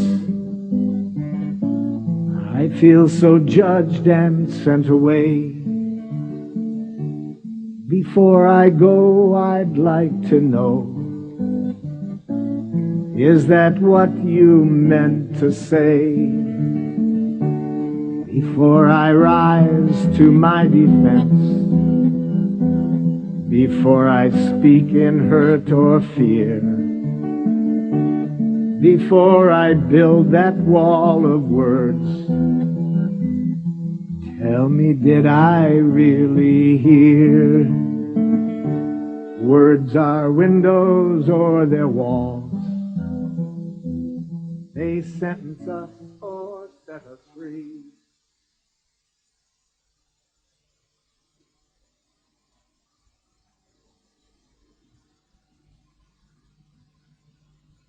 At the time that this song was written, I didn't know how to receive that I could natter a lot to a person without starting to get nervous about it. So this song helped a lot. It's a song called When I Come Gently. When I come gently to you, I want you to see, not to get myself from you, it's just to give you me. I know that you can't give me, no matter what you do, and all I ever want from you is you. I know your fear of fences, your pain from prison's past. I'm not the first to sense it, and likely not the last. The hawk within your heart's not bound to earth by fence of mine, unless you aren't aware that you can fly. When I come gently to you, I want you to know I come not to trespass your space. I want to touch and grow. And when your space and my space meet, each is not less but more. We make our space that wasn't space before. When I come gently to you, I want you to see, it's not to get myself from you, it's just to give you me. I know that you can't give me, no matter what you do, and all I ever want from you is you.